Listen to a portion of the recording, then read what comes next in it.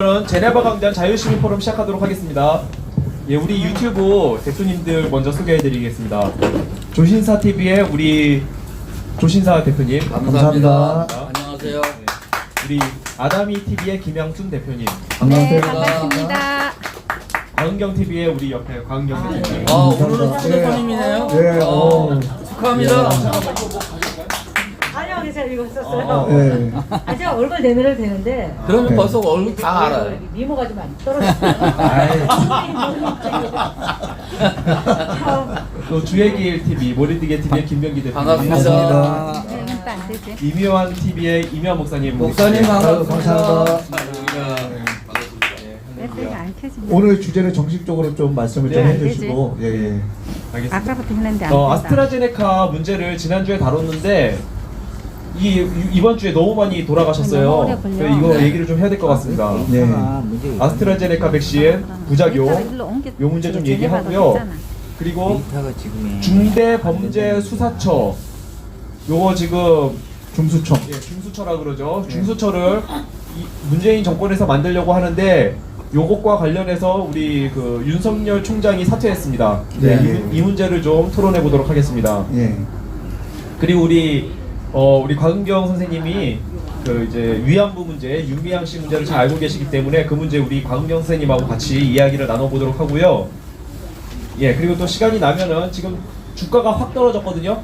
그 환율이 오르고 있고 요게 왜 이런 현상이 나타나는지 이게 미국의 10년물 국채 가격이 올라가지고 지금 이런 현상이 벌어지는 건데 시간 남으면 요 문제도 잠깐 이야기를 해보도록 하겠습니다. 시간 안 남을 것 같습니다. 항상 시간이 짜내야 돼요. 짜서 해야 돼요. 예. 예, 먼저 아스트라제네카 백신 사망자가 벌써 7명이나 발생했고요. 이상 반응이 총 2,849건. 이게 금요일 저녁까지 나온 게 2,849건이에요.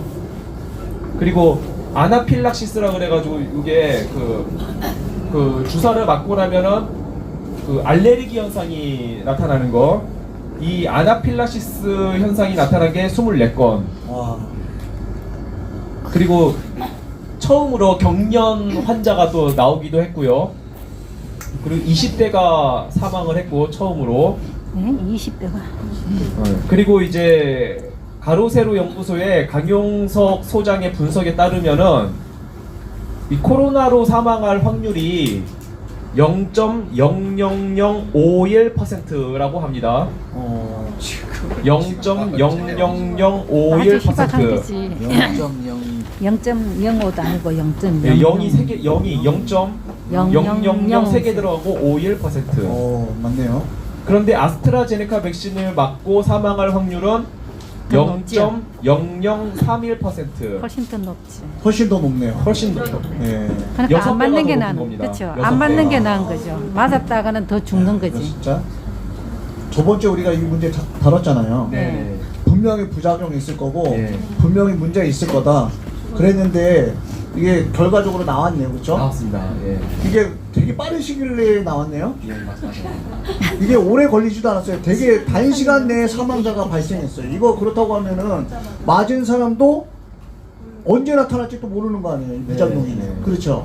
이거 되게 심각한 문제거든요. 이거 진짜. 보통 심각한 게 아니네요. 네. 그리고 이제 문제는 이 정부에서 이 사망한 사람들에 대해서 전부 다 요 백신하고의 아직 연관성이 발견되지 않았다 이런 식으로 언론 플레이를 하고 그렇죠. 있다는 거. 기저 질환으로 계속 몰고 가죠. 또. 네네. 그럼 20대도 기저 질환이 있었어요? 있었다고 하더라고요. 뭐 이 야. 사람이 그 저기 어디 병원 비슷한 예, 요양병원에 있었다 그러더라고요. 그러니까 뭐 좀 몸이 안 좋긴 했나 봐요. 그래도 20대가 사망한 게 없었지 않습니까 지금까지? 그러니까 얘네들 코로나로 사망한 게? 기승전결 전부 다 기저 질환을. 예. 그냥 그러니까 이게 만약에 이제 바꿔서 생각하면 코로나 백신을 안 맞았다고 하면 이 사람들이 과연 돌아가셨을까? 안 돌아가셨죠. 그렇죠. 안 돌아가셨죠. 그러면 저는 안 돌아가셨다. 그러니까 연관성을 배제할 수 이게 없는 거잖아요, 이게요. 당연히 네, 연관이 선생님 있어서 반갑습니다. 사망자가 나온 거거든요, 이게. 그럼요. 그러니까 뉴스에서는 무조건 기저질환으로 해가지고 하면은 웬만한 사람 다 기저질환은 다 있어요. 기가 그럼요. 막히고 돌아다니고 기저질환 없는 사람 거의 많고 없어요. 막 있어요, 다. 저기 여론조사 한번 해볼까요? 예. 네. 기저질환 있으신 분? 이거 다 있어요, 기저질환. 없는 사람 아무도 없어. 지금 60% 이상이 다 다 기저질환. 기저질환 환자들이에요. 싶은데. 아니 저기 그럼 장로님은 어떤 기저질환이요? 지난 건강해 6월에 보이시나요? 협심증 시술도 했고요. 고혈압. 아 고혈압. 예. 그럼 아니, 예. 예, 말씀해. 예, 조신사 선생님은 아, 저요? 예. 만성염증. 만성 염증. 염증이요? 예. 예. 만성염증이 만성염증도 예, 예. 그것도 위험한 알겠습니다. 거예요. 진짜. 아, 그러니까 이게 그렇죠. 염증 거의 다 예, 있죠. 이게 그러니까 100% 건강한 사람은 없어요. 맞습니다. 아무리 건강한 운동선수라도요, 네. 안 좋은 부분이 다 있는 많아요. 거예요. 맞아요. 그렇기 때문에 맞아요. 이거를 어느 기준에 맞춰서 이렇게 보도하면 안 되는 거거든요.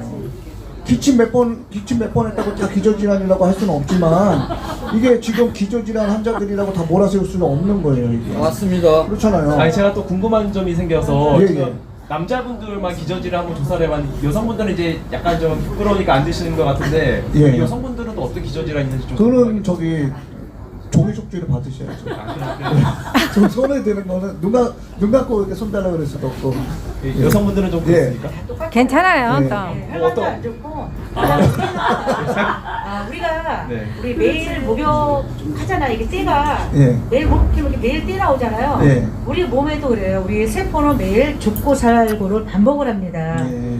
죽고 살고를 반복을 해서 하루에 수만만 개의 이 암세포라는 것도 있어요. 그래서 자가 면역이라는 게 있으면서 우리가 이 면역을 다 이제 부셔서 다 이렇게 밖으로 내보내는 거거든요. 그래서 면역력이 굉장히 중요한 거예요.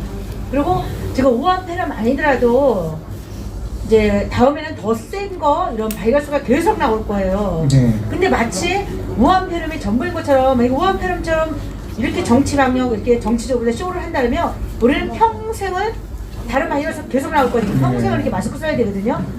근데 뭐 또 이렇게 바이러스 해가지고 뭐 백신 가지고 또 이렇게 장난질하고 그러잖아요. 이거 정말 이게 답은 하나예요. 문재인 내려오는 거예요. 맞습니다. 그러면 우한폐렴도 없고요. 국민들도 편하게 마스크 다 벗어도 됩니다. 맞아요. 맞아요. 마스크가 지금- 답이오가 아니고 문재인이 답이다. 예, 문재인이 답입니다. 정답입니다. 그리고 이 백신이 이게 한 번 맞았다고 평생 가는 게 아니라 6개월 단위로 또 다시 맞아야 된다고 하는 소리가 있잖아요. 예. 그거 못 알아봤냐고요. 그러니까요. 평생 맞아야 되는 거니까. 그러니까요. 지금 하나님께서 사람을 창조하셨을 때 모든 질병을 이길 수 있는 그런 그 맞습니다. 인체에 하나님 백신을 주셨어요 이미요. 맞아요. 거기 인위적으로 백신을 또 맞을 필요가 없어요. 예, 몸에서 다 이게 견뎌내고 몸에서 다 해가지고 다 지금 다 견뎌내가지고 다 하는데 이 인위적인 백신을 맞아서 또 부작용으로 이렇게 죽는 맞아요. 경우가 더 많잖아요. 예, 그렇기 때문에 이 백신은 저희가 맞지 말아야 되는데 뭐 한간에 들리는 소리는 7월 달에 의무 접종으로 바뀐다는 소리가 있어요. 의무적으로. 그러니까 우리가 말도 안 된다는 이들이 얘네들은 말로 안 되는 거를 해버리잖아요 지금. 그래서 문제잖아요 이게 지금. 근데 국민들이 관심을 좀 가져야 되는데 신접종 안 하는 이게 지금 이게 아주 단순한 문제가 아닙니다 이게. 이거 의사협회에서 좀 네. 이거 백신 맞으면 안 된다. 이거 좀 이런 성명서를 발표했으면 좋겠어요. 근데 이게 의사들만 믿을 게 아니고요 국민들이 일어나는 거예요. 아, 국민 예, 저항권으로 예. 해야지 예, 맞습니다. 이게 지금 어느 단체에서 일어나서 될 문제가 아니에요. 아니 제가 이제 달리기 조깅 있잖아요. 조깅을 하니까 몸이 좋아지는 걸 제가 느끼거든요. 맞아요. 예. 이게요 이제 그냥 저는 뭐 한 5km 정도씩 뛰는데 1km만 뛰어도 몸이 굉장히 좋아지는 하루에 5kg나 뛰어요? 5km. 아 이제 저는 이제 예. 운동을 근데 1년 이상 해왔기 때문에 처음에는 5km 못 뛰었죠 당연히. 처음에는 대단한 3km 거예요. 뛰었거든요. 근데 이제 1km만 뛰어도 저는 건강이 굉장히 좋아질 거라고 맞아요. 그건 맞는 제가 얘기인데 확신을 하는데 1kg도 걷기도 힘들어요. 네, 아 진짜 진짜로요. 1km씩 한번 네. 뛰어보는 백신 맞는 것보다 1km 뛰는 아 그거는 게 되게 훨씬 운동은 진짜 효과적인 거예요. 왜냐면은 이 산소를 들여 마시면서 그 피가 이제 산소를 운반하면서 몸에 이제 세포 분열을 일으키잖아요. 그러면서 신진대사가 좋아지면서 노폐물들이 이제 땅바로 나가주니까 그게 굉장히 좋은 거예요. 아까 의사분들이 성명서를 발표했으면 좋겠다라고 말씀하셨는데 네. 사실 현직 의사들이 성명서 발표했습니다.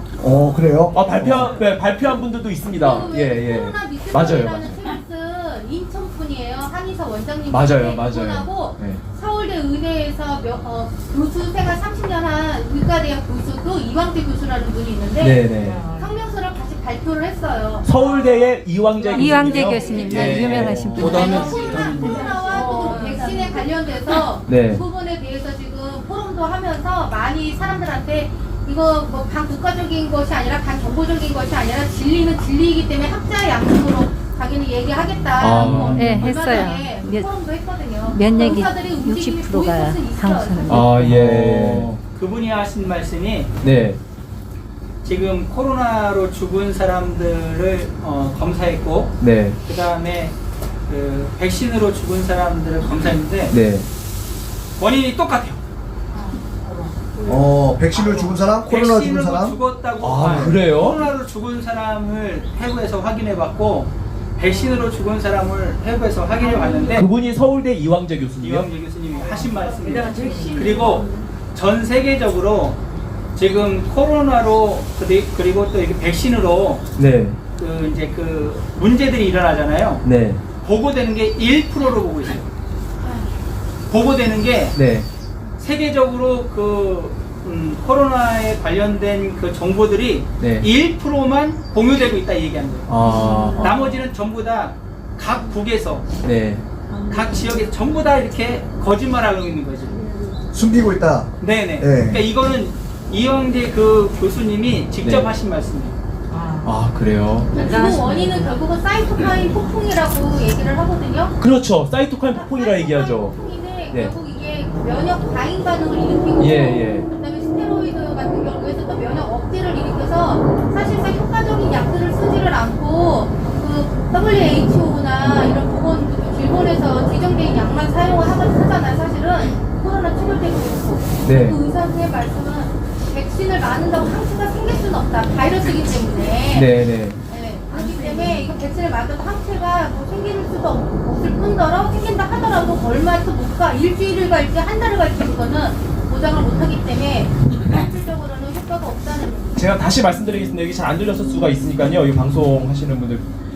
그 이왕재 교수님이라는 분이 계신데 이분이 보니까 사망자들을 검사를 해보니까 백신으로 사망한 사람들하고 코로나로 사망한 사람들하고 원인이 같았다.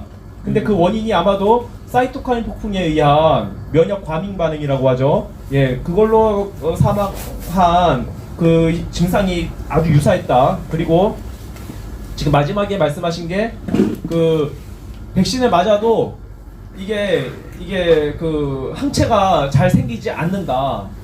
예, 이런 말씀하셨다고 합니다. 정리 잘 해주셨습니다. 네. 예.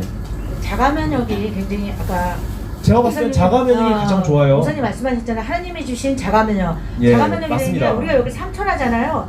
상처나면 건강한 사람은 그냥 아물어요. 근데 이 면역력이 떨어진 사람이 당뇨 있는 사람이거든요. 그 마지막에 당뇨 있는 사람은 면역력이 완전히 떨어진 사람이거든요. 이 사람들은 상처가 아물지 않거든요.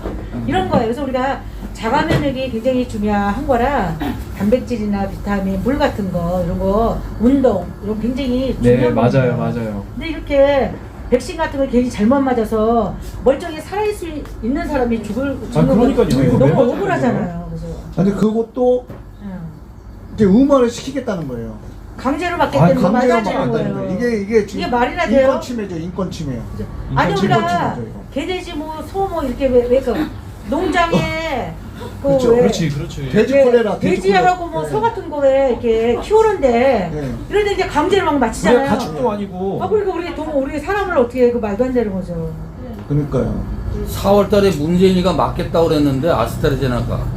근데 그거는 우파 의사가 놔야 돼요. 맞아요. 왜냐면 주사에다가 영양제 넣을 수도 있단 말이에요. 그러니까요. 아니 그게 뭐 영양제인지 뭔지 어떻게 알아요? 그러니까 그거는 물론 그뭐 다음으로 와서 우리 오빠들이 직접 놓으면 돼요. 그러니까 지금 이제 계속 사이드로 우리가 몰리고 구경하면 있거든요. 돼, 아스트라제네카 때문에. 예, 예. 일단 65세 고령자는 지금 현재 확인되지 않아 가지고 보류를 해놨는데 앞으로 5월달, 6월달 되면은 아스트라제네카도 65세 이상도 맞아야 된다.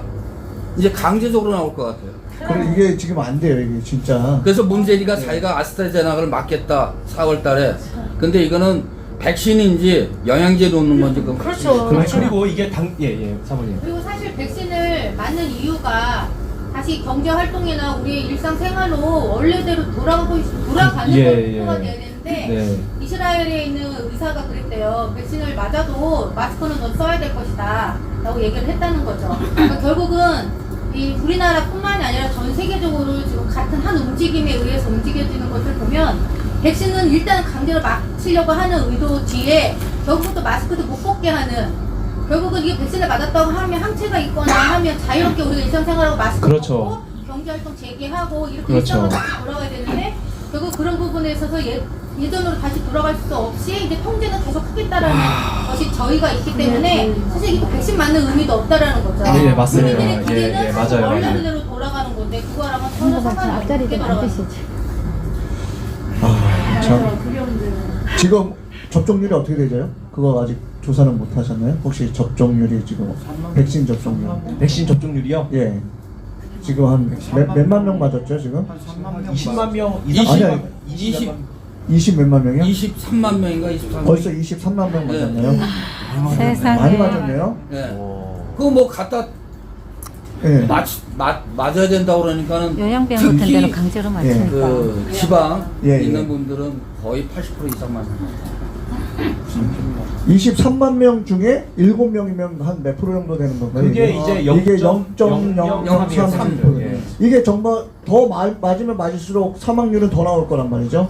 그리고 이게 지금 아직은 안 나왔지만 시간이 좀 지나면 더 관련성이 있어서 더 사망자가 나올 수 있고 다른 질병도 생길 수도 있잖아요. 근데 지금 신고된 게 2,000 몇 건이 신고됐는데 2,849건. 얘네들은 뭐라고 하냐면 경증 환자라고 얘기해 온단 말이에요. 네. 안 죽었으니까요, 그렇죠? 그렇죠. 예, 죽어야지 이제 죽어야지 아주 그냥 중대한. 이게 그러니까요. 건데. 사실 아나필락시스가 이게 네. 그 주사를 맞고 그 저기 뭐죠? 네? 알레르기 알러지 반응이 반응, 알러지 반응들. 예. 알러지 반응이 나타나는 거 아나필락시스라고 그러는데 예. 아나필락시스 자체가 사실 중증이에요. 이 자체가. 근데 이것도 그렇죠. 양분을 시켜놨어요. 쇼크가 일어나면은 중증. 예. 쇼크가 일어나면 중증. 예. 그냥 아나필락시스 양반응이라고 그래요. 양성도 아니고 그냥 뭐 양반응이라고 예. 또 그러더라고요. 양반응이 일어나면은 또 약간 경증으로 분류를 하더라고요. 사실 근데 이게 예. 외국에서 보면은 아나필락시스 이 자체가 나타난 것만으로도 중증으로 봐요. 그렇죠. 근데 우리나라는 쇼크가 일어나야만 중증이래요. 그러니까 미국에 있는 의학 기준하고 한국에 있는 의학 기준하고 틀려요. 네. 예, 그래서 미국은 되게 이제 인간 중심으로 해가지고 조그만 부작용이 나도 굉장히 크게 보는데 네. 한국에서는 취급도 안 해요. 아니 죽어야 아나필락시스가요. 인간- 부분에 보면 인간이 백신 부분에 죽어야 보면은 어. 백신을 맞아서 추구하는 게 사람 인간 중심. 중심인데 이게 백신 맞아서 그냥 그 일반적으로 나타나는 그 부작용이 있고 일반적으로 나타나는 부작용 그리고 가끔씩 드물게 나타나는 심각한 부작용이 이렇게 양분돼 있거든요. 아나필라시스는 가끔씩 나타나는 심각한 부작용에 속한단 말이에요. 근데 이거를 쇼크가 일어나야만 중증이래요. 우리나라는. 우리나라는 그러니까 죽어야 죽을 지경 가야 중증이라 이거죠. 네. 지금 그러면 저기 사망하신 분들한테 정부 차원에서 보상이라든가 뭐 이런 거는 뭐 있는 건가요? 없어요. 아직 없었죠. 아직 없어. 공식적인 네. 내용이 지금 정부에서 발표가 없는 거죠. 네. 왜냐면 네. 공식적으로 하면 자기네들이 인정해버리는 거 되니까 네. 아직 계속 차익을 미루는 거겠죠. 계속 이제 예. 백신하고의 연관성은 나타나지 않았다 이런 식으로 말을 돌리면서 뒤에서는 아마 로비를 하면서 이제 이렇게 나오지 못하게 이렇게 입막음하고 뭐 이렇게 취하지 않을까 네, 충분히 그런 것 가능성 같습니다. 있는 네, 정보거든요. 그런 것 이 정보는. 그게 아마 네. 4억 얼마라 그러더라고요. 네? 보상금이. 백신 제조 업체가 사실은 이 백신을 제조할 때 이게 임상 실험을 5에서 6년, 최대로 10년 정도 임상 실험을 하고 사람한테 투여를 해야 되는데 그럼요. 1년도 안 된 상태에서 이 백신이 음. 아주 조속하게 나오기도 했고 그러다 네. 보니까 백신 제조 업체들이 면책을 요구한 거죠. 우리가 이거 어떠한 앞으로 상황이 모셔야 일어나거나 그랬을 경우에 우리 앞으로 책임지지 당분간 모시죠. 않겠다라는 조건을 거기 하면서 백신 얘기할 때만 여기 잠깐 나왔어요. 백신 얘기할 때만 잠깐.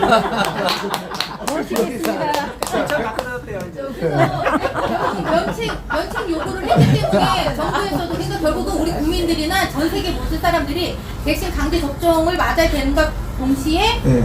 실험 대상이 된 거예요.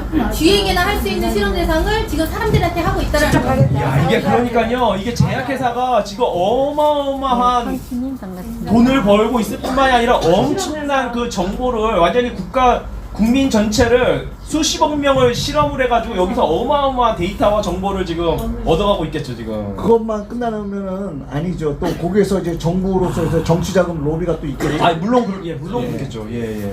이게 상관관계가 다 있는 거거든요. 아스트라제네카 약을 뭔가 네, 사모님이 잘 짚어주셨습니다. 예. 고지혈증. 지금 약 이거를 먹지만. 좀 어떻게 좀 해나가야 될까요, 이거를? 약 먹지 이거 어떻게 해야 되겠습니까? 나도 고지혈증을 한 번도 안 먹었어. 아니 여기 계신 분들은 안 맞으실 거예요. 억만금의 안 도로 맞죠. 아마 안 맞으실 거예요. 그리고 지난주 이게 웃긴 게 한 번 맞으면 평생 안 맞는다. 그래야지 이게 접종 그게 할 맛이 나는 거지. 그렇죠. 6개월마다 맞아라, 뭐 3개월마다 맞아라 하면은 이게 뭐예요? 안 맞아요, 이게. 나는. 말이 안 되는 아니 거죠. 그래 백신 맞아도 내가 마스크 죽는데 못 엄마가 말래요. 뭐 이게 필요해. 뭐 하는 거예요? 단 한 가지 문제가 뭐 있어요. 하는 거야? 한 가지 문제가 있는 게 네. 외국을 나가려면 이 네. 접종 카드가 있어야 됩니다. 아 해외 여행을 할 때, 예. 외국을 방문할 때, 해외 또 가지 그렇게 말지 지정한 나라도 여러 곳이 있어요. 그 카드만 있어야 우리나라에 들어온다. 이스라엘이 그렇게 아마 할 겁니다. 영국도 그래요. 영국도요. 이게 뭐 출장 가는 사람들이나 회사 업무로 보러 가는 사람들은 이거는 내 의지하고 상관없이 그런 것 때문에 또 맞을 수도 있겠네요. 이게. 뭐 맞아서 죽을 수도 있는데 왜 맞지? 이게 근데 이게 생계가 달렸으니까 그런 분들은 이게 지금 남의 일이 아닌 거예요, 진짜. 우리 가족의 일이에요, 가족의 일. 맞아요. 네. 이게 참 이런 슬픈 현실이 이렇게 돼버렸네요, 진짜. 이게 시대가 한순간에 그냥 바뀌어버렸어요. 이거 생각도 못했던 거잖아요. 재작년만 해도 이런 일이 나올 거라는 거네. 근데 앞으로 국내 여행도 비행기나 이런 거 할 때는 얘네들이 만약에 접종이 자꾸만 저조해지면 비행기 국내 여행 제주도가 됐든 이 김해공항이 됐든 비행기 탑승도 카드 있어 탄다 뭐 이런 식으로 KTX도 마찬가지고. 그 대형 마트도 네. 앞으로는 그럴 가능성이 높고. 이스라엘은 이게- 그렇게 하고 있어요. 그린 패스 카드가 있어요. 지금 우리나라도 뭐 그 디지털 증명서를 발급하겠다 뭐 이렇게 나오잖아요. 백신 맞은 사람 한해서. 그러니까 트럼프가 빨리 네. 미국에서요 네. 전쟁을 일으켜서 트럼프가 빨리 집권을 해야 될 것 같습니다. 맞습니다. 트럼프는 트럼프 대통령 뭐 하시나요 지금? 제가 뭐 준비하고 있는 것 같아요. 궁금해요 지금. 트럼프 대통령 지금 뭐 하시는지. 지금 우리 예. 얘기 안 한 지 오래돼가지고. 예. 지금 저 언론사하고 요런 거를 지금 준비하고 있다고 합니다. 예.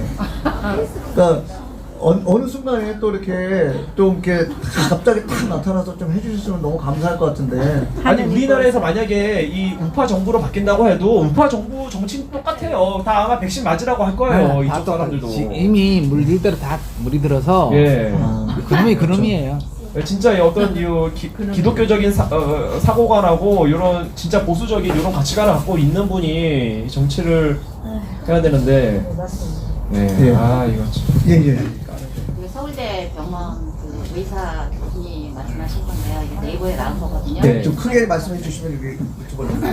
10명을 검사했는데요. 6명이 그 코로나 항체가 이미 가지고 있대요, 우리가. 아. 서울대 자가면이 병원에서 네. 실험 결과예요. 지금은 그래요? 10명 중에 10명 중에 2월 달에 6명은 2월 달에 검사했대요? 서울대에서? 네, 발표 나온 것이, 그러니까 여기 기사 실린 것이 2월 달에. 자가면이 생겼다는 거잖아요. 그럼 안 맞아도 되는 거 가지고 아니에요? 있는 거예요. 10명 중에 6명이 우리가 이미 항체를 가지고 있는 거예요. 이게 이제 우리가 자가면역이라는 그렇죠. 거죠. 저도 아마 항체가 있는 것 같아요. 그런데 이걸 가지고 다 무조건 맞춘다는 말이 안 되는 거잖아요. 이게 오합 쇼예요. 아니 저 밖에서 막 조깅하고 운동할 때 다른 사람들 다 마스크 쓰고 다니는데 저 그냥 마스크 안 쓰고 다니거든요. 아니 뭐 아무 신고 문제가 당해요, 없어요. 신고. 나 항체 10만 원. 같은데. 신고 당해서 벌금 내. 맞아, 그 사람도 저도 이거 써야 되는 건가 말아야 되는가 여기 앞에 나왔다고 이거 써야 되는 건가 말아야 되는 거 해서 몰라가지고 쓰고 있거든요. 그건 자기 자유니까요. 벗고 싶으면 벗으셔도 되고, 아, 그럴 거예요? 쓰고 싶으면 쓰고 싶어도 되고. 자유예요, 근데 자유. 한테 계속 쓰고 있어서 여기서만 통하는 거, 여기서만 네. 딴 데가 막. 이게 지금 대신 안 치면 버스. 말씀하신 대로요. 우리 몸에 하나님이 주신 명령력 체제가요. 예. 그때 몸에 반응해가지고 명령 체계를 형성하게끔 돼 있어요. 예, 맞습니다. 이거는 저거는- 돈하고 바꿀 수 없는 거예요. 네, 그렇기 때문에 하나님 주신 이 명령력, 우리 몸에 주신 이 세포 분열이나 세포에서 나오는 명령력은 천문과도 바꿀 수 없는 거예요. 그렇기 때문에 건강 있을 때 지키셔야 돼요. 용신 형제님처럼 좀 새벽에 운동도 좀 하시고 심폐활량 좀 높이시고 이게 예, 그렇게 그 몸에서 이게 그 뭐 이게 순환계랑 예, 예. 이게 아마 혈액순환이 땀을 잘 흘리고 이게 피가 막 빨리게 그렇죠, 빨리 돌고 그렇죠. 하니까 몸이 확실히 건강해지는 걸 느낀다니까요. 한 달만 운동을 해보면은 처음엔 좀 힘든데 한 1kg만 예. 1kg에서 1.5kg 여성분들은 1kg에서 1.5kg. 그래서 뛰기가 좀 힘드시면 우선 걸으시면 되고 비만이신 분은 저기 빠른 걸음. 근육에 여기 무릎에 무리가 갈 수 있으니까 절대 뛰시면 안 되고 차라리 수영을 하시라 그러더라고. 수영해서 네, 수영해서 수영이죠. 열량을 이렇게 소비하면은 수영장에서 못 되고요. 네. 옛날에 그 마라톤 할 때 그 금메달이라고 따셨던 그분이 말씀하신 건데요. 40분 이상을 운동을 해야 된대요. 40분 맞아요. 이상이 돼야지 뭐 마라톤을 하든 뭐를 하든 40분 이상 해야지 그게 운동 효과가 있대요. 아까 그 자기 체력이 저는 이게 선생님은 이렇게 마라톤 하셔도 되지만 저는 마라톤 하면은 이 무릎 아작 나거든요. 그래서 저는 걷는 걷는 거. 거를 걷는 자기 체력에 것도. 맞게. 예. 걷는 것도 이게 평소 40분 그런보다 10cm만 운동을 해서 늘렸었거든요. 시간이 중요한 거 아니고요. 예. 유산소 운동. 예. 그러니까 이게 유산소 산소를 운동이죠. 산소를 내뱉고 들여마시고 해가지고 몸이 숨이 찰 정도로 유산소 운동을 해야지 여기 있는 지방이 타는 거예요. 제가 예, 보니까 그렇기 때문에 예. 그렇게 해서 운동을 하셔야 돼요. 처음 운동을 딱 시작할 때는 발이 붓더라고요. 몸이 막 부딪히니까 발이 부어요. 발이 붓는 게 한 2, 3주 넘게 갔던 것 같아요. 그러면 그 기간만 딱 지나가니까 아침에 발이 붓는 게 싹 빠지고 몸이 그렇게 가벼워져요. 그러니까 만성 피로 있으시거나 예. 그러신 분들 하시면은 좋을 것 같습니다. 이게 빨리 오세요. 예. 우리 지환 선생님 오셨습니다. 우선 듣고 계세요. 어떤 내용인지. 보면서 모니터링을 지금 하셨대요. 역시 프로는 다르시네요. 예, 그러셔가지고 지금 우리 저기 부작용에 대해서 지금 얘기를 하고 있는데, 네네 듣고 있었습니다. 예, 지금 운동 얘기로 넘어왔어요. 잠깐. 가까이서 운동으로 예, 운동을 아니 근데 진짜 놀라운 거는 예. 그 이동호 목사님께서 작년에 그 뜬금없이 학생들 모두 새벽에 나서 마라톤 하라고 맞아. 막 그러시고 저는 이제 물론 여기 좀 주제랑은 다르지만 참 이동호 목사님께서 선지자적인 메시지를 참 많이 하신다고 생각하는 게 그런 부분들 그러니까 그 우리가 생각지도 못했던 타이밍에 뭔가를 막 좀 이런 표현이 맞는지 삘이 받으셔서 막 강조를 하세요. 근데 뭐 이유는 잘 설명을 안 해주세요. 근데 막 하래요. 그냥 막 무조건 순종하다 보면 나중에 보면 와 되게 신기하게 뭔가 이렇게 연결되는 게 있어서 저는 하나님께서 어떻게든 하나님의 백성들은 지키신다라는 그 목사님의 그런 메시지 통해서 많이 이제 깨달았었죠. 역시 아니 안 그래도 제가 보면서 좀 몇 가지 얘기하고 싶었던 게 혹시 부산 의사 김원장이라는 유튜브 채널 보신 적 있으신가요?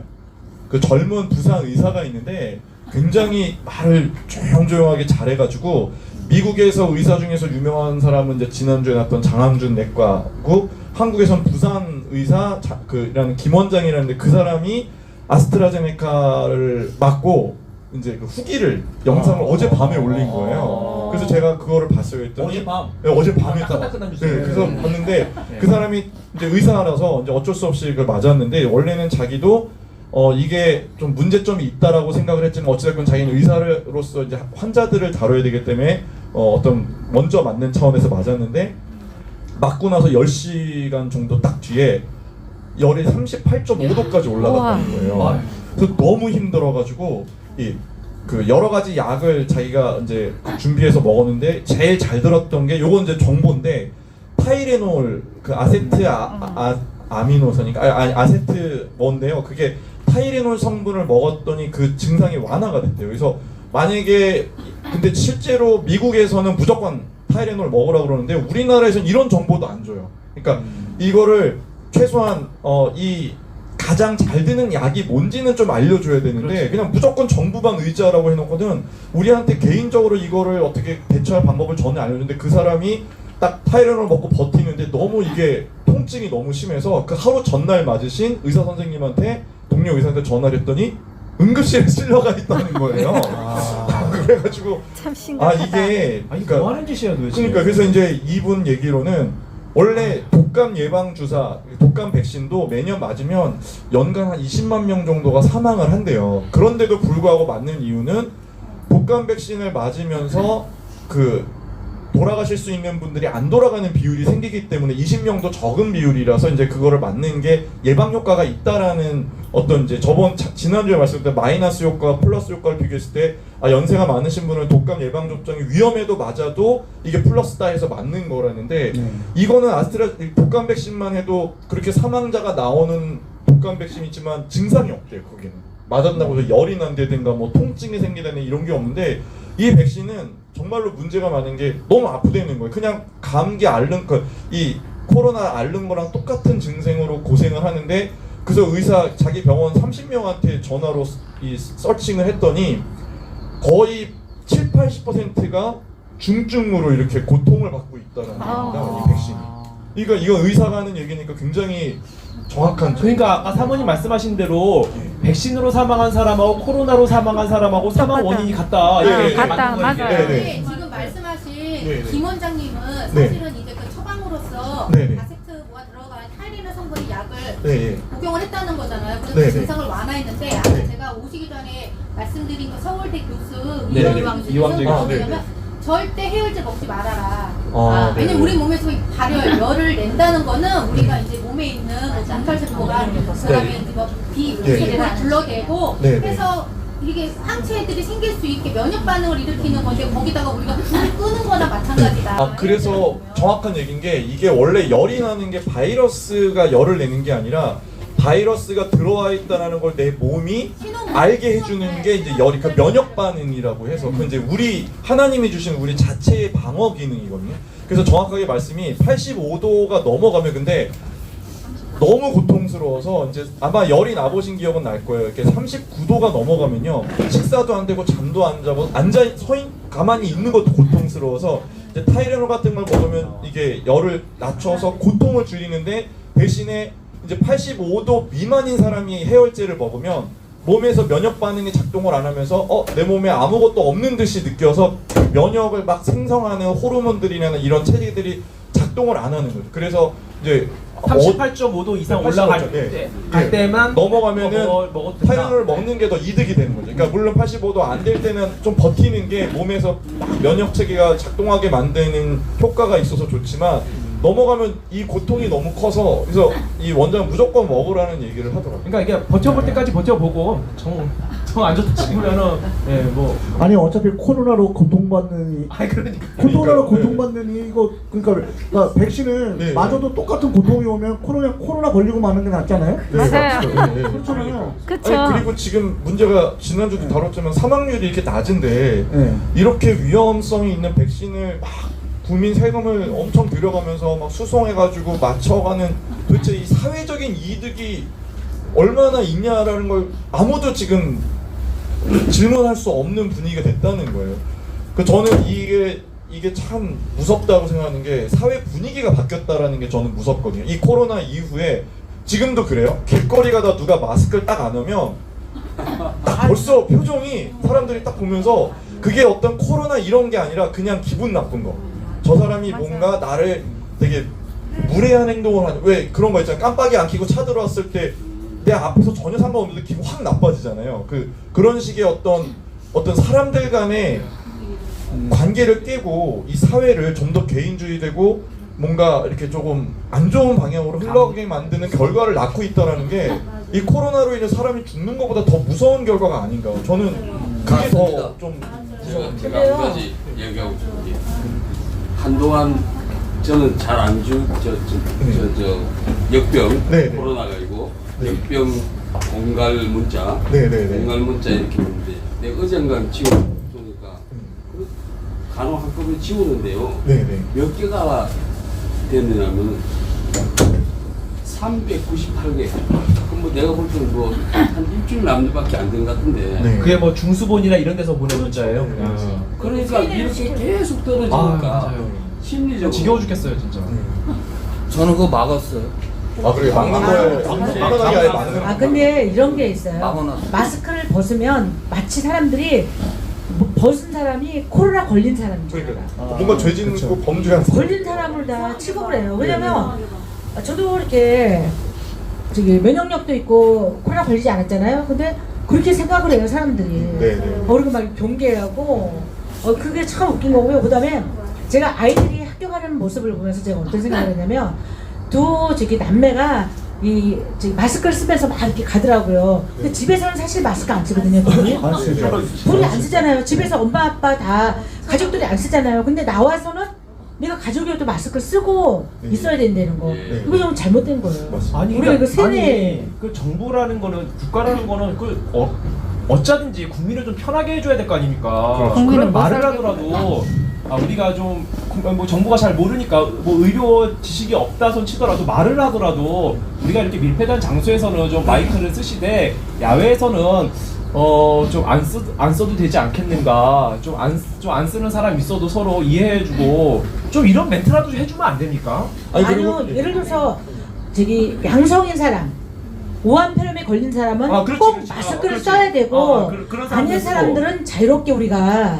했는데 그렇죠, 이런 게 있어야 그렇죠. 되는데 왜 우리가 음성이고 아무렇지도 않은 사람까지 강제로 써야 되는지 10만 원 벌금 낸다고 뭐 우리를 막 죄인처럼 한다 이런 자체가 되는 거죠.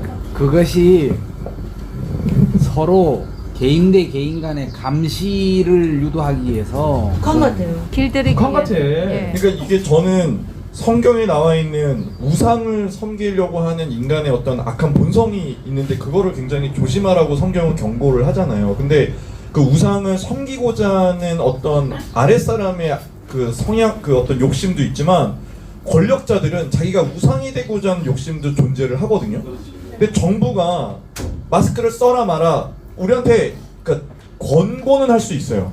여러분 이렇게 사람 많이 모였을 때는 마스크를 쓰면 좀 더 이렇게 건강을 지킬 수 있는데 가급적이면 마스크 쓰는 거를 해주십시오. 그리고 그거는 각자 알아서 판단하고 각자 모임에서 판단해 주십시오. 이렇게 해야 정부가 할 수 있는 최대인데 정부가 의인이 돼 있고 정부가 가장 옳은 사람이 돼 있고 정부가 뭔가 가장 인격적이고 가장 높은 권위를 지니고 있어서 마치 우상처럼 여기 마스크를 쓰십시오. 심판자가 돼 있는 거예요. 근데 문제는 이 정부를 이끄는 조국 같은 사람들은 자기 딸을 완전 말도 안 되는 비리를 저지르면서 대학을 보내고 이러면서 그 사람들이 모여있는 정부는 의롭다고 하니까 그럼 사람들이 이 정부를 지지하는 사람들은 그게 우상이 되는 거예요. 이 불의한 자들을 하나님처럼 섬기게 되고 이 사람들 얘기한 거에 의해서 사람을 막 정죄하는 거. 마스크 안 썼어? 저 사람은 무조건 나쁜 사람. 아니 코로나가 이렇게 위험한데 집회를 해? 저 사람은 나쁜 사람. 이런 이 어떤 미워하는 마음의 어떤 근거를 이 정부가 제시를 해줘서 그걸로 마음껏 미워하고 마음껏 사람들을 증오하게 만드는 이 정부의 이런 사회 분위기가 저는 큰 문제라고 생각을 정말 합니다. 예, 아스트라제네카에 대해서는 다 예. 공감하시는 것 같은데 네. 예, 그래서 다음 윤석열이 네. 예. 네. 네, 중대범죄수사처, 네. 중수처를 지금 문재인 정권이 만들려고 하고요. 예, 이러한 시기에 맞춰서 윤석열 총장이 사퇴를 했습니다.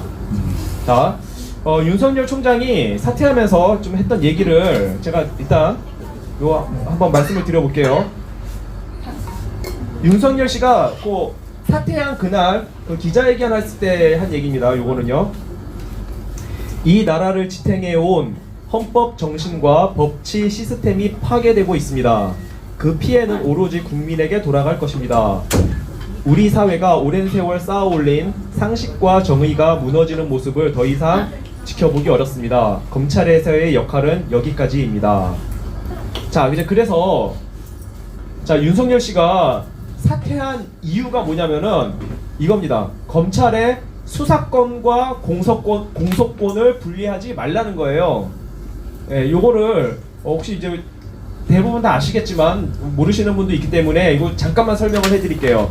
검찰이 수사권이 있고 공소권이 있습니다. 수사권은 말 그대로 범죄 요거 직접 조사하고 수사하는 거, 요걸 수사권이라고 하고 공소권은 아 이거 죄가 있는 것 같아. 그 법원에서 판사들이 재판을 해주십시오. 심리하고 재판을 해주십시오. 이렇게 건의하는 거를 공소권이라 그래요. 근데 현재 문재인 정권은 검찰에게서 요 수사권을 뺏어가겠다는 겁니다. 자, 수사권을 뺏어가겠다는 거예요. 이미 검찰에게서 많은 수사권을 뺏어서 경찰로 이관시켰어요. 그게 검경 수사권 조정이라고 하는 건데, 그때 이미 검찰의 수사권 중에 뭐 경범죄, 예? 뭐 그냥 우리 강도, 뭐 살인, 강도, 뭐 사기 이런 거는 경찰로 이관시켰고, 검찰의 수사권은 6대 범죄라 그래가지고 권력형 비리 요거와 관련된 6대 범죄에 대한 수사권만 남겨놨습니다. 그게 한 달 전인가 2달 전에 이루어졌어요. 근데 이 6대 범죄에 대한 수사권조차도 중대범죄수사처라는 곳으로 완전히 뺏어가려는 겁니다. 그래서 검찰은 오직 공소권만 갖고 있게 하려는 거예요. 자, 요거에 이제 윤석열 총장이 이제 열이 받아가지고 사퇴를 한 건데, 자, 그러면은 왜 검찰이 수사권과 공소권을 같이 갖고 있어야 될까요? 왜 그래야 될 것 같습니까? 검찰이 공소권만 갖고 있으면 안 될까요? 왜 수사권과 공소권을 같이 갖고 있어야 될까? 그냥 아시는 분 아무나 좀 한번. 예, 원래 여러분 혹시 예전에 그 경찰 그 드라마 같은 거 보면 경찰이 굉장한 막강한 힘을 가지고 범죄자를 이렇게 다루잖아요. 그래가지고 경찰이 막 예전에 이제 군사 정부 시절 이제 전 대통령 때는 경찰이 조사한 걸 가지고 다 처벌이 돼요.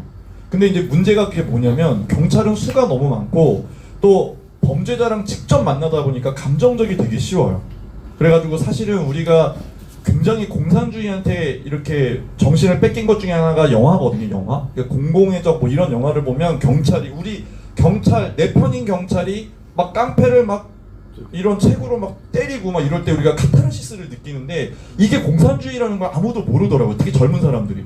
아무리 경찰이 의롭고 내 편이어도 그렇게 범죄자를 이렇게 막 책으로 때리고 이러면 안 돼요. 그 사람이 아무리 흉악한 살인자라도 경찰이 뭔데, 경찰이 뭐 의인입니까? 경찰이 뭐 홍길동입니까? 왜 범죄자를 자기가 막 때려 기분 나쁘다고? 그거는 국가가 만든 법적인 시스템으로 증거를 해야 되는데, 경찰은 자기가 다루다 보니까 감정적으로 화가 나잖아요.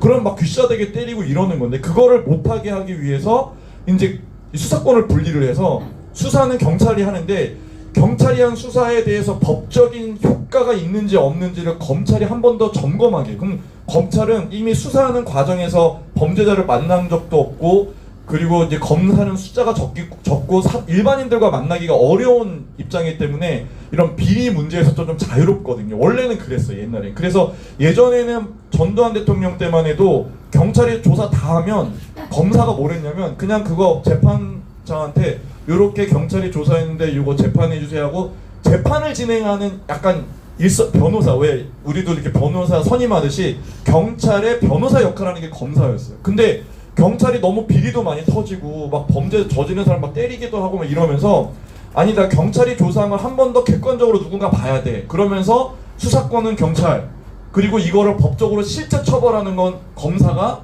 담당해서 이거를 들고 판사랑 같이 검사가 경찰이 조사를 한 걸 가지고 이렇게 하면서 객관성을 확보하려고 그랬던 거예요. 근데 문제는 여기서 문제가 뭐냐면 검사가 소수였다는 거예요. 그러니까 일반 시민들과의 비리는 발생을 안 하는데 검사가 소수다 보니까 권력자들과 비리가 발생한 거예요. 그거에 제가 볼 때는 최고봉이 윤석열 씨라고 저는 보는 거예요. 윤석열 씨는 전형적인 정치 검찰이었어요. 정치적인 행동을 너무 하는 거예요. 그러니까 제가 꼭 말씀드린 게, 지난주에 왜 사기 안 당하는 법 해가지고 결과만 보면 안다고 말씀드렸잖아요. 한번 보세요. 윤석열 검찰총장일 때 현 정권의 실세 아니면 여당 쪽에 있었던 유명한 사람 구속된 사건 한 번이라도 보셨나요? 없어요. 없죠. 이 정부 들어서 유명한 사람 구속된 거 딱 하나인데 그게 뭐냐면 김경수였어요. 근데 김경수는 특검이었어요. 특검이 조사한 거를 판사랑 붙으니까 아무리 실세여도 이게 들어가는 거예요. 그러면 윤석열 씨가 뭘 잘못했냐? 윤석열 씨가 총장인 동안에 단 한 개도 특검이 발의가 안 돼요. 왜냐면 윤석열 씨가 마치 이 문재인 씨와 싸우는 것 같은 이미지를 계속 보여줬거든요. 그러다 보니까 국민적인 여론이 윤석열 씨한테 지지하는 분위기가 되니까 예전에 그 야당이었던 당에서 만약에 윤석열이라는 존재가 없으면 어떤 사건이 탁 터지면 조국 터지면 조국 특검 발의하면 그거를 여당이 못 막아요. 왜냐면 국민적인 여론이 막 올라왔잖아요. 그럼 특검이 딱 생겨서 법적인 장치가 갖춰진 확실히 보장된 딱 그 수사할 수 있는 검사 조직이 생기면 조국 구속 당했어요. 제가 볼 때 구속 당해요. 근데 왜 정경심 정치인도 아닌 그 사람 하나 가둬두고 다 무마되냐.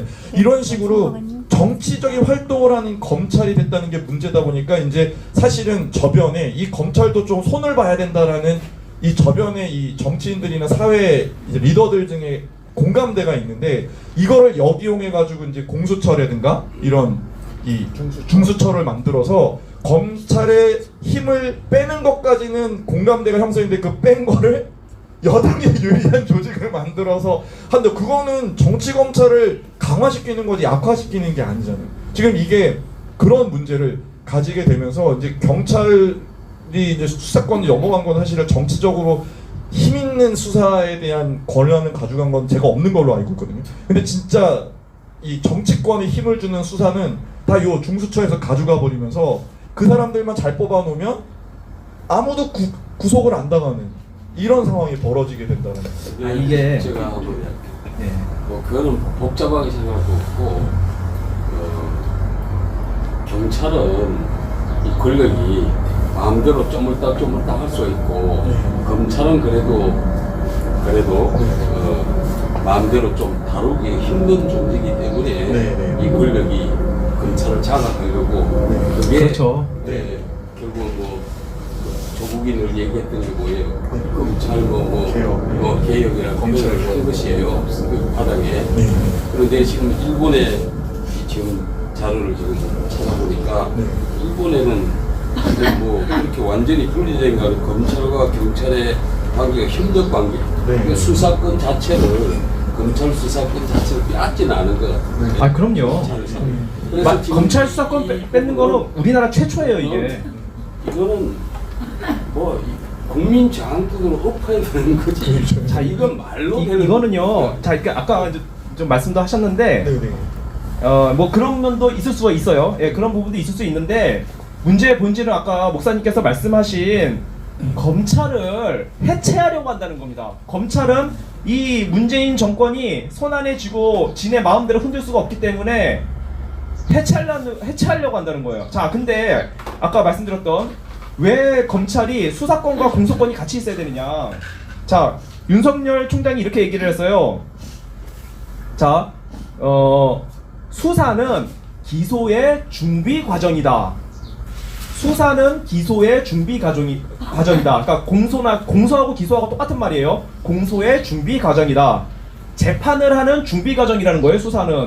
수사를 했던 사람이 이 범죄가 얼마나 심각한 범죄인지 이거 수사를 해봤던 사람이 자기가 체험적으로, 감정적으로, 육체적으로, 체험적으로 느끼잖아요. 이거를 체험적으로 느끼고 있는 사람이 재판장에 들어가서 마음껏 법적 다툼할 수 있는 거지. 이런 전문성이 없이 공소권만 갖고 있다는 건 말이 안 되는 거예요. 특히 어떤 범죄에 대해서 그러냐? 6대 범죄, 권력형 비리 범죄. 권력형 비리 범죄에 대해서 검찰이 수사권 없이 공소권만 갖고 있고 오직 이 권력형 비리도 경찰이 수사해야 된다. 아니면 중수처가 수사해야 된다. 이렇게 되면은 검찰은 완전히 힘을 잃어버리게 되는 겁니다. 그래서 자 윤석열 씨가 이렇게 얘기했어요. 내 밑에 검사들 다 빼가도 좋다. 법무장관 밑에 반부패 수사 검찰청을 만들든 금융범죄 수사 검찰청을 만들든 안보수사 검찰청을 만들든 다 그렇게 해도 좋다. 난 그렇게만 했어도 나는 그 사임을 안 했을 것이다. 단 검찰에게 수사와 기소를 융합해서 이 우리나라 권력형 중대 범죄에 대해서 이 국가가 효율적으로 대응할 수 있는 시스템은 유지를 해줘라. 자 이겁니다. 그러니까 우리가 한 가지 알아야 될 게 물론 윤석열 씨에 대해서 저도 마음에 안 드는 부분이 많지만 이번에 사퇴한 거는 우리가 이거는 인정을 해줘야 돼요. 윤석열 씨가 그래도 상당한 위험 부담을 안고 사퇴한 거예요. 문재인하고 한판 붙었지 않습니까? 그거는 좀 그리고 이 사람이 나중에 정치적으로 어떻게 될지 몰라요. 뭐 대권에 나올 수 있을지 아니면 왕따 돼버릴지 저 누구처럼요? 예전에 반기문 씨요. 반기문 씨처럼 완전히 토사구팽 될지 몰라요 이거를. 이런 상황에서 그래도 문재인하고 한판 들면서 요거를 그래도 용기 있게 사퇴를 했다는 측면에 대해서는 요거는 인정을 해줘야 되지 않을까 저는. 아니요, 저는 네. 그렇게 생각하지 않거든요. 이 나라를 지탱해온 헌법 정신과 법치 시스템이 파괴되고 있습니다라고 말했는데 너무 뻔뻔스러운 거거든요. 저는요, 어떻게 그딴 말을 하고 우리 국민을 얼마나 우습게 보나, 저는 사실 그렇게 생각하거든요. 전직 두 대통령을 감옥에 넣은 게 윤석열이에요. 그리고 우리 박근혜 대통령보다 1000배 만배가 죄가 많은 문재인에게 왜 수사를 안 하냐고요. 문재인에 대해서 다 알고 있는 윤석열이가 왜 수사를 안 해요? 그리고 윤석열이 여태까지 한 게 뭐 있어요? 국민을 위해서 그 사람이 뭐 했어요? 하나도 안 그 사람은요, 자기 조직. 자기 검찰, 자기 조직만을 위해서 일하는 사람이고요. 마지막 퇴직도 자기 조직을 위해서 내가 퇴직을 하면서 이 내 검찰 조직은 건드리지 마라. 뭐 이런 거 정도죠. 이 사람은 나라가 망하든 국민을 위하는 거 아무것도 없어요. 어떻게 뻔뻔스럽게 뭐 헌법 정신과 법치, 난 이걸 말을 하는 거 보면서 정말 제 옆에 있으면 기싸대기를 정말 가져서 조금 나눴어요. 아니 그러면 저기 아니 검찰총장이라는 게 어떻게 그따위 말을 할 수가 있어요? 목사님은 사퇴한 거에 대해서 어떻게 보셨습니까? 지금 그거 이제 말씀드리고 네. 제 이제 개인적인 의견 말씀드리고 예. 우선은 이제 얘네들이 검찰 개혁 하잖아요. 네. 아까 목사님들 일본 검찰에 대해서 얘기했는데 일본 그 검사가 되기 위해서 우리나라처럼 이제 사법시험을 보잖아요. 사법시험을 봐서 연수원 시절에 검사가 되기 전에 사법기관에서 연수를 제가 알기로는 2년 받는 걸로 알고 있고요. 네. 그 다음에 경찰 업무 관련해가지고 6개월 받는 걸로 알고 있고요. 검사의 그 과정을 해서 6개월 받는 걸로 알고 있어요. 네. 사법에 대한 게 2년 받는 걸로 제가 알고 있거든요. 그러니까 사법, 판사들이 받는 교육을 검사가 2년 동안 받아요. 그리고 검사 교육을 6개월 동안 해요. 그리고 경찰에 대한 업무를 6개월 동안 해요. 예. 그래서 일본의 검찰은 일본이니까 검사는 두루두루 다 이거를 교육을 받아요. 연수원 시절에. 네. 그러니까 업무를 다 파악을 했다는 거예요. 예. 그리고 수사 독립권이 확실하고 예. 그리고 일본의 검사들은 정치에 전혀 관여를 안 해요. 정치에 전혀 관여 안 하고 거기서 일본 검사들이 그러기로 유명하죠. 그렇죠. 네, 그리고 정치에 거기에서 관여하는 검사 게. 출신들이 정계 나가는 사람들이 거의 없어요. 네. 우리나라하고 틀려요. 그러니까 여기서부터 우리는 권력형 비리를 일본 검사하고 우리나라 검사하고 비교해 봤을 때 이게 차원이 틀리다는 거예요. 우리나라는 사법연수원 시절이 딱 똑같이 받고 끝나고 나면은 판사들은 판사로 가고 검사 가고 이렇게 해가지고 나눠주잖아요. 그 변호사 가고 성적순으로. 일본은 안 그렇거든요. 그리고 일본 검사들은 그러니까 뭐 우리나라하고 정신이 약간 틀린지는 모르지만 검사 출신들은 정계 안 나가요 아예. 근데 검사 출신들이 우리 보면 다 나중에는 다 정계 나가잖아요 지금. 여기서부터 이제 문제가 있는 거고. 그러니까 정치를 하게 돼 있어요. 그렇죠. 네. 그 윤석열 그 전 총장에 대해서 솔직히 말씀드리면 저는 잘 모르겠어요. 그 사람이 어떤 생각을 가지고 있는지 잘 모르는데 안타까운 거 하나가 있다고 하면은 왜 검찰총장에 있으면서 그 많은 비리들의 수사를 지시를 안 하냐 이거죠. 부정선거도 그러니까 그렇죠. 하나도 안 했어요. 그러니까 추미애가 아무리 맞건 추미애가 거기서 뭐 칼춤을 치던 굴하지 않는 모습 보였으면은 수사를 해가지고 원전부터 시작해가지고 조국 비리 부정선거 증거들 넘치면 수사시켜야 될 거 아니에요. 그러니까 뭐 근데 언론에서 떠들기만 하지 사실상 아무것도 안 들어가는 거는 사실 그거는 아쉬움이 굉장히 큰 부분 중에 하나예요. 근데 마지막까지도 안 했어요. 네. 그런데 결론이 없잖아. 또 반대적인 측면에서 보면 윤석열 그분이 어떤 생각을 가지고 검찰에서 나왔는지 그거 잘 모르겠어요. 저는. 아니 근데 잘 이게 모르겠어요. 나온 시점이 문제인 게 네. 지금 실제로 대통령이나 이렇게 여당 쪽에서 검찰을 해체하겠다라고 이제 진짜 제대로 선포를 딱 했잖아요 이거를. 그리고 싸우겠다라고 지난 한 달간 막 진짜 뭐 온갖 쇼를 하더니 그만뒀다고 스스로 나가라고 한 것도 아니고. 그리고 문재인 대통령이 1시간 만에 그 사표 수리를 했어요. 근데 여러분 요번에 같이 수리된 그 민정수석은 제가 한 달째 수리 안 하다가 했잖아요. 그 얘기는 뭐냐면 이미 문재인 대통령한테 사표 쓰겠다라고 이미 사전에 얘기를 하고 결론이 난 거예요. 그러니까 그 얘기는 뭐냐면 아니 검찰을 위해서 싸우겠다며. 그러면 검사총장으로 있어야지. 왜냐면 2년간 보장된 거는 자기가 그게 이 헌법으로 보장된 거예요. 왜냐면 권력으로부터 자유로우라고 2년 동안은 하기 싫어도 무조건 해야 되고 누가 뭐 그만두라 그래도 하라고 하는 게 딱 검찰총장의 임기라는 거예요. 이게 얼마나 중요한 건데 중간에 이 중요한 시점에 싸우겠다고 하면서 나간다고. 싸우겠다고 하면 끝까지 2년을 지키고 퇴임을 하는 게 얼마 남았다고. 지금 얼마 안 남았죠. 몇 개월밖에 안 남았어요. 한번 말씀해 주시죠. 그래서 이게 이 나온 시점 자체가 이분이 검찰을 위해서 싸우겠다가 아니라 정치하겠다라는 거로 저는 받아들인 거예요. 이 시점 자체가. 맞아요. 그래서 네. 이 순수성이 이 무슨 헌법같이 훼손되고 이런 얘기 아무리 해봤자 만약에 훼손 안 되게 하려면 자기가 헌법에 정한 임기 마치고 있기 싫더라도 막 식물 총장이 되더라도 버티다 나와야지. 그게 진짜 싸우는 건데 이렇게 싸우고 안 싸우지도 않고 나온 다음에 1시간 만에 사표 수리됐다고요? 이거는 정치하겠다는 거예요. 정치. 저는 그게 보기 싫다는 거예요. 조준 선생님 한번 예. 의견 있으시면. 저 먼저 말씀드리는 건 저도 윤석열을 좋아하지 않은 사람. 저도 안 좋아해요. 예. 일단 전제를 그걸 깔고 얘기합니다. 네. 첫 번째, 저도 그날 퇴임하는 날 아침 새벽에 그 응원 화환을 보내준다고 그래가 연락받고 부랴부랴 준비하는데 동아일보 단독 기사에 오늘 중으로 퇴임할 거다. 아니면 적어도 3월 말까지 퇴임할 거다. 뭐 이런 얘기를 듣고 반신반의하고 나갔습니다. 윤석열 총장이 그동안 한 거에 대해서 한 게 아무것도 없다. 지금 말씀하신 게 이제 반반이에요. 어쩔 수 없이 그럴 수밖에 없었다는 분들. 과거 그 윤석열 총장은 이명박 정부 시절이나 박근혜 정부 시절 때 많은 사람을 징역을 보냈고 많은 사람의 조사를 받고 죽었어요. 그건 사실입니다. 근데 이제 일단 이 우파 쪽의 시민단체나 이쪽에서 얘기했을 때 일단은 그 책임은 분명히 물을 거다. 어떤 그 경우를 해가지고 대선이 됐든 뭐가 됐든 훗날에 그 책임을 묻되 사실적은 저 역시 마찬가지로 왜 서초동 법원거래에 나가 있었느냐. 거의 뭐 거기 살다시피 했는데 그 즉슨 대안이 없습니다.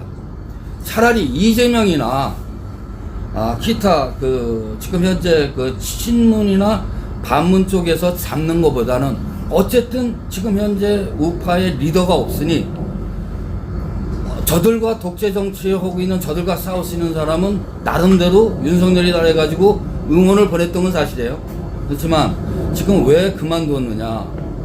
한 게 하나도 없다고 얘기했는데 많은 걸 하려고 노력도 하고 꾸며봤지만 문재인 정부가 각 요소마다 그렇죠. 실질적으로 움직이는 애들 갖다 전부 다 좌파를 심어놨어요. 수족을 다 잘랐고 좌파를 심어놨고 네. 판사들을 자기가 장악해서 아무리 올려도 다 잘랐으니까. 자 판사들 보세요. 중에서. 중앙지검장하고 있는 이성윤 지검장 말이죠. 얘가 대표적인 케이스인데 실제적으로 윤석열 지시를 안 받았어요. 그렇죠. 지시를 하게 되면 지는 빠지고 밑에 있는 차장이나 부하 직원들 시켜가지고 역으로 해가지고 반대 의료를 해가지고 바로 직보를 했습니다. 대검에다. 그렇죠. 이런 걸 윤석열 총장이 얘기를 안 했습니다. 근데 그렇죠. 요번에 이제 내려와서 네.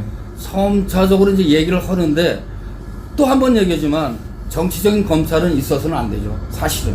아까 목사님도 얘기했지만 일본 애들은 정치적으로는 절대 중립을 지키고 하고 있습니다. 근데 왜 과거에 우리나라가 한국적 민주주의 심어놓는다고 항상 떠들었죠. 자들 강제 노역시킨 미쯔비시사의 강제 노역시킨 그것도 거는 강제 노역 그런 거는 게- 그것도 아니, 아니라는 그거 소리입니다. 강제 노역이 아니고 아니, 잠깐만, 잠깐만. 아니, 거기서 잠깐. 네. 그것도 강제 노역이 아니야. 네, 그거는 날조예요. 본인이 돈을 벌기 위해 가지고 네네. 어떤 사람은 그 이장한테 돈을 써서라도 가고 싶어 했어. 그거 얘기할게요. 저희가 이제 이거는 저희 친정엄마가 얘기하신 거예요. 저도 이제 다 끌려갔다 그렇게 생각했는데 엄마가 그 얘기를 하시는 거예요. 이제 몇 번을 얘기했었는데 제가 위안부를 알고부터는 그게 귀에 쏙 들어와서 몇 번을 제가 여쭤봤는데 외삼촌이 일본에 끌려갔다는 거예요. 근데 우리 이제 엄마 말씀에는 우리 외삼촌이 너무 잘생겨서 일본 여성을 사귀었는데 해방이 돼서 돌아올 때는 일본 여성이 돈을 줘서 배싹이 없어서 못 오는 사람들도 외삼촌이 배상을 내줘가지고 그 사람들이 와서 돈을 냈다. 그런데 우리 외삼촌이 끌려갔다라고 생각을 했는데 돌아와서 보니까 그 구장이 저기 부장 그 면석이라나 누가 면접. 돈을 받았더라는 거예요. 근데 외삼촌이 만약에 살아 돌아오지 않았으면은 영원히 끌려갔다라고 아마 생각했을 거예요. 근데 외삼촌이 살아 돌아서 보니까 저기 부모에게 돈을 한 푼도 안 줬더라는 거예요. 그놈들이 다 떼먹었더라는 거예요. 그래서 그 사람이 근데 동네 사람이 그걸 알고 죽여야 된다고 막 그랬는데 외삼촌이 그 사람이 이제 나중에는 돈을 가져와서 잘못했다고 이제 사과를 했대요. 그래서 외삼촌이 돈을 가지고 오고 무릎 꿇고 사과를 했는데 죽이기까지는 할 것도 없다. 그러니까 외삼촌도 끌려갔던 게 아니에요. 근데 동네 사람들은 다 우리 외할머니도 그렇고 다 끌려가는 줄 알았던 거예요. 알겠습니다. 그러면은 근데 이제 위안 90년대 정대협이 뭐 그런 정신대하고 위안부하고 헷갈려서 잘못된 주장을 하기 전에는 위안부라는 게 없었어요. 그런 아니 그러니까 위안부라는 게 본인들이 원해서 성매매하려고 갔던 것이다. 이렇게 그렇죠. 우리나라에서 그렇게 알고 있었어요. 전반적으로. 아 그게 왜냐면요. 그때도 최시라가 옛날에 여명의 눈동자라고 해서 위안부가 끌려가는 거로 하고 일본 이런 선동을 많이 했기 때문에 좌파들이 다 끌려갔다 막 이렇게 많이 생각을 했거든요. 그런 것도 있고 요거를 조금 제가 좀 사회적인 그 역사적인 배경을 살짝 조금 설명하면 좀 이해가 되실 텐데 한국이 일본에서 대해서 배웠던 거는 수탈이라는 단어거든요. 일본은 한국을 수탈했다. 근데 이 단어도 들어보셨을 거예요. 내선일체. 일본은 내선일체를 끊임없이 부르짖었어요. 왜냐? 일본의 꿈은 전 세계 전복이었어요. 진짜 동아시아 대동아 국가를 만들어 온 거였어요. 그러면 조선은 가장 먼저 점령한 땅이었기 때문에 그리고 가장 문화적으로 일본과 가까웠기 때문에 조선이 조금 일본과 하나의 국가가 돼야 나머지 땅을 차지하는 게 쉬웠어요. 그러면 굳이 한국 땅에 뭐 많이 납니까? 우리가 뭐 자원이 풍부합니까? 수탈을 하려고 해도 얻을 게 별로 없는 땅이었어요. 그럼 차라리 이 사람들이 자기의 어떤 든든한 이렇게 어떤 동료 시민이 되기를 바랬던, 그래서 내선일체가 나와서 실제로 그래서 태평양 전쟁 때 한국 사람들이 장교로 참여를 해요. 그래서 장교로 훈련도 받고 일본 법정 검사 중에 조선인 검사가 있었어요. 그만큼 일본은 한국이 이 일본 안으로 들어와서 대동아 봉영권을 만들자라는 큰 목적을 이루자. 대신에 내가 너네를 뭐 인정해줄게 하면서 굉장히 많은 정책을 했는데 부딪힌 게 딱 하나가 있었어요. 그게 뭐냐면 기독교였어요. 기독교. 일본은 어찌됐건 천황 중심의 신정 국가였기 때문에 조선을 이렇게 하다 보니까 그래서 3.1운동 할 때 누가 중심이 됐습니까? 기독교인이 된 거예요. 나중에 독립선언서 다 누가 썼습니까? 왜냐면 기독교인들은 대동아 공영권 좋고 지금 일본은 전 세계에서 제1류 국가였고 우리는 가장 아주 완전히 가난한 국가여서 일본의 동경에 유학만 갔다 오면 다 완전히 눈이 돌아가 버렸어요. 막 뉴욕에 유학 갔다 온 사람처럼 완전히 막 그 문화와 앞선 문화에 막 뻐기가 있는데 거기서 천황한테 절하는 건 못하겠는 거예요. 그러니까 역사를 잘 보세요. 주기철 목사님처럼 막 후들겨 맞으면서 고통받은 독립투사 스토리 들은 거 혹시 있어요? 별로 없어요. 대부분 기독교인들이 기독교 신앙과 그런 것들을 표현하다가 일본한테 후들겨 맞고 하는데 그게 태평양 전쟁을 앞두고 다급해지니까 얘네들이 더 조선의 기독교인들을 때려잡다가 결국에는 조선이 튕겨나가는 것까지 된 거예요. 그 전까지는 45년을 우리가 점령당했었는데 굉장히 정신적으로 이미 어느 정도 포기 상태였어. 자포자기. 40년간 내가 이미 태어날 때는 이미 일제시대가 시작된 지 한참 된 젊은 사람들이 20대는 한 20년 가까이를 점령당한다면 그래서 내선일체 뭐 우리 그런 상황에서 위안부를 이해하면 이해가 안 되는 거예요. 아니 점령한 지 30년이 됐는데 강제로 끌고 갈 이유가 뭐가 있어? 무슨 이득이 있다고? 차라리 새로 점령한 지역에 젊은 어린애들을 강제로 끌고 가면 이송하는 비용도 안 들고 뭐 점령국의 원래 그 국가적으로 전쟁하면 그런 일은 당연한 일이었잖아요. 그 점령당한 국가의 부녀자들이 성적으로 범해지는 게 너무나도 범죄가 안 되는 굳이 왜 조선에서 데려가다가 저 남태평양까지 데려가가지고 거기서 그 범죄를 저지르는 일본의 입장에서는 관리하기도 힘들고 비용도 많고 부담되는 일을 할 필요가 없었어요.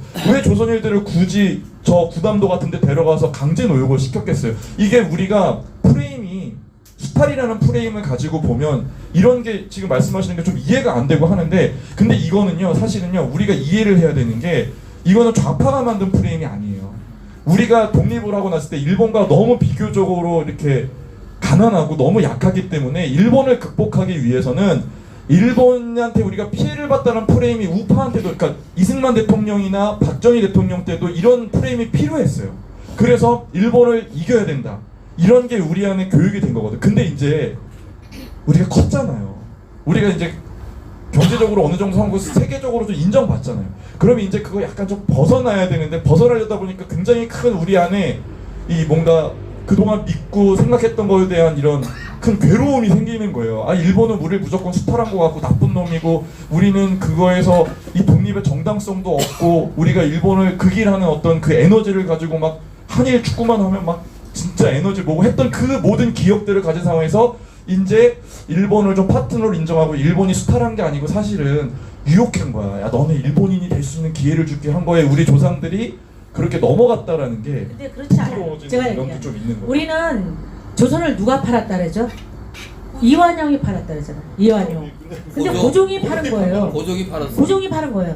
근데 이완용을 시켜서 고종이 파는 거잖아요. 전 세계에서요. 지구 역사에 전 세계에서 나라를 뺏거나 뺏기거나 한 적은 있지만 국가가 나라를 파는 적은 고종밖에 없어요. 그러면은 요거를 그래서 매국노 고종이라는 책을 한번 보시고요. 요거 중요한 것 같으니까 그러면은 이완용이 판 게 아니라 사실은 고종이 판 거죠. 그거 좀 어떻게 그 자세한 뭐 역사적 어떤 팩트가 있으면 그걸 좀 얘기해 주시면. 굉장히 많아. 근데 매국노 고종이라는 책이 있거든요. 한번 보시고요. 그다음에 제가 고종 이제 얘기하려면 아니.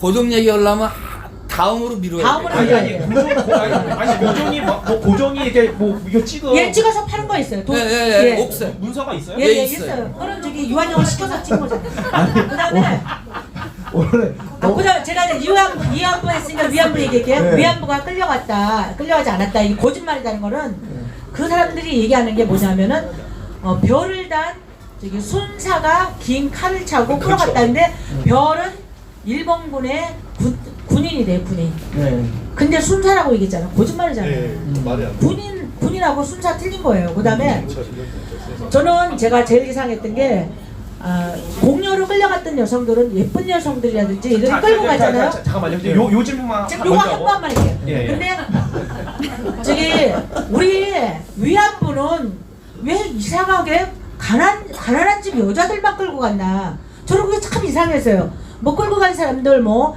여가부 자료 다 있는 거예요. 근데 다 뭐 20원에 팔려갔다 5원에 팔려갔다. 근데 다 가난한 집 딸들이야. 공녀처럼 예쁜 사람, 양반집 다 이런 사람들이 끌려가거나 그랬어야 되는데 어떻게 가난한 집 여성만 끌고 갔을까요? 저는 그게 이상했어요. 근데 알고 보니까 너무너무 가난하니까 부모가 판 사람도 있고요. 부모가 판 사람이 굉장히 많고요. 그 다음에 원래 직업 여성이었는데 그쪽으로 가면 돈을 많이 버니까 가는 여성들, 그리고 뭐 그런 게 그런지 모르고 이제 직업 여성으로 돈 번다니까 배고프고 막 그럴 때니까 이제 그래서 가는 여성. 근데 중요한 건 저는 그래요.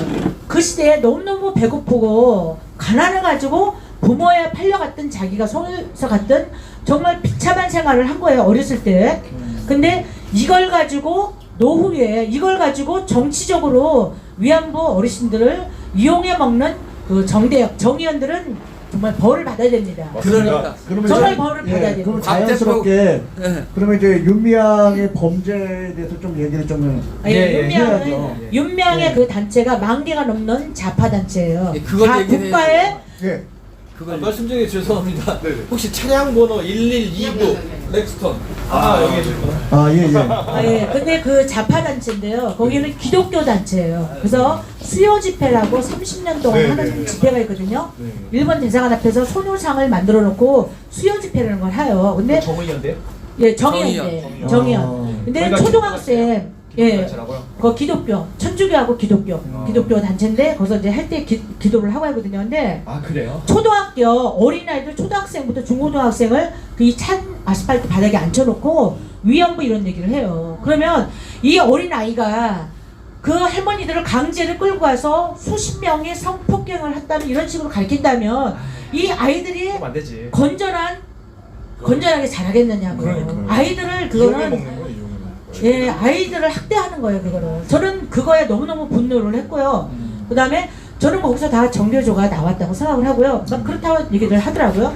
그리고 저기 정대협에 거기는 기독교 단체, 자빨 단체고요. 그다음에 또 나눔의 집은 경기도 강주에 그 위안부 어르신들이 사는 게 나눔의 집이에요. 거기는 불교 조비회사들 이런 불교계의 자빨들이 운영하는 데예요. 양쪽 다 위안부 파리들이에요. 위안부를 팔아서 반일 감정을 하면서 돈을 긁어모으는 단체예요.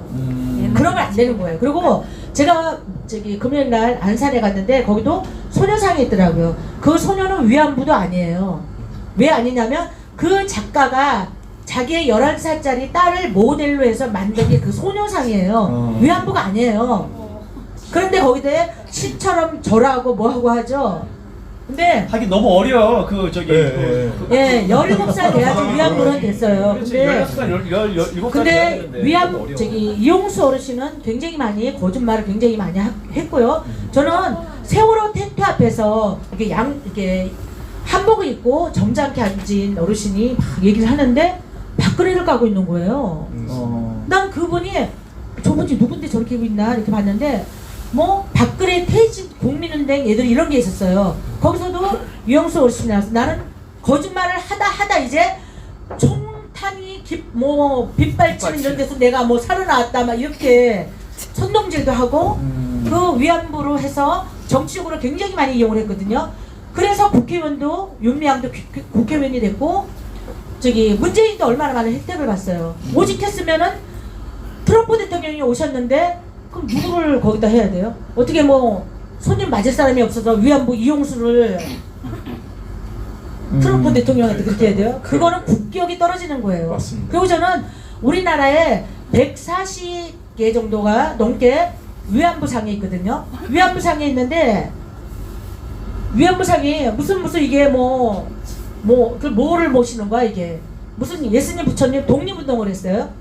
그 사람 독립운동을 했냐고 6.25 때 뭐 나라를 위해서 뭐를 했냐고요. 그 사람이 아니 이승만 대통령과 박정희 대통령 동상도 세우지 못하게 하면서 어떻게 위안부상을 그러냐고. 근데 외국 사람이 볼 때 아니 조선은 대한민국 사람들은 위안부의 후손이라고 생각할 거 아니에요.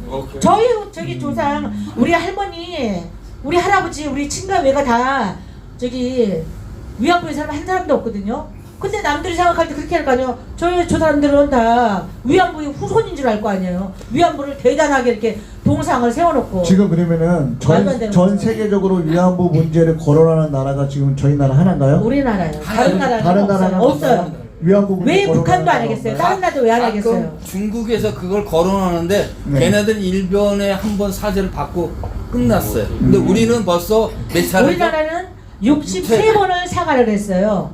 그리고 근데 안 공식적인 했다고 사과가 39번인데 지금 일본 대사관 보세요. 사과하라, 지금 보상하라, 맨날 하는 게 똑같아요. 가서 보시면 다 외울 수 있어요. 진심으로 사과를 하라, 보상을 하라. 이름을 저도 처음에 왔을 때 어머 세상에 아니 아직까지 사과를 한 번도 안 했나? 아니 어떻게 보상을 안 했지? 제가 이런 생각을 했거든요. 근데 63번을 사과를 했고 공식적인 사과가 39번을 했대요. 그리고 보상도 우리나라가 그 박정희 대통령 때 일본에서 그때 보상 받았잖아요. 그때는 위안부가 끌려간 게 아니었기 때문에 위안부가 포함이 안 됐던 거예요. 근데 사과를 이제 90년대 또 하도 하라니까 저기 김대중 대통령 때 그때 일본 김대중 때 그랬지. 김대중 때 그때 이제 일본 그 민간 차원에서 해가지고 보상을 했어요. 위안부들에게 다 보상을 했고요. 그래도 또 계속 사과하라 보상을 하라고 하니까 그 다음에 노무현 때 또 보상을 했습니다. 그리고도 또 30년을 계속 위안부 파리를 계속 하니까 박근혜 정부 때 우리 박근혜 대통령께서 이건 아니다. 일본은 우리의 동맹국인데 더 이상 이거 가지고 그러면 안 된다. 그래서 합의를 해서 100억을 받았어요. 그래가지고 47명 중에 37명인가가 1억씩을 받으셨거든요.